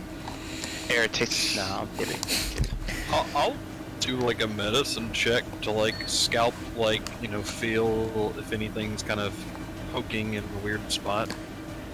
Sure. You want me to actually roll one? No. So as you're checking his scalp and kind of like running your fingers through his hair, number one, it's very beautifully conditioned.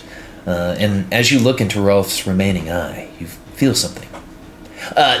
You do not find any like imprints in his scalp or nodules on his spine. I think you're clear, Rolf. Whatever happened to them must have happened in the time between.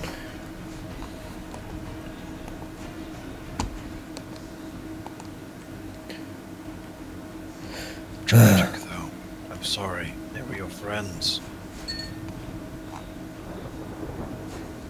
Then we shall erect a pyre when we make landfall, build it high with wood, and send these three to their rightful place among the halls of the slain. Of course. As any raider should be. He will nod his head to you, and he will look out across the horizon as the storm is slowly beginning to break. The fact that they attacked now means he didn't want us reaching here. He's invested in the place somehow. That boat's even worse for us. If the witches are involved in the end of this world, I shudder.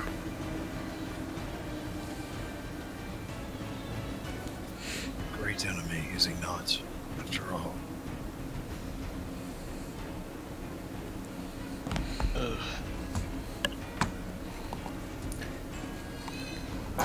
As you all are contemplating what has happened and what should happen in the upcoming hours of this adventure, we're going to set the time at nearly 1 p.m.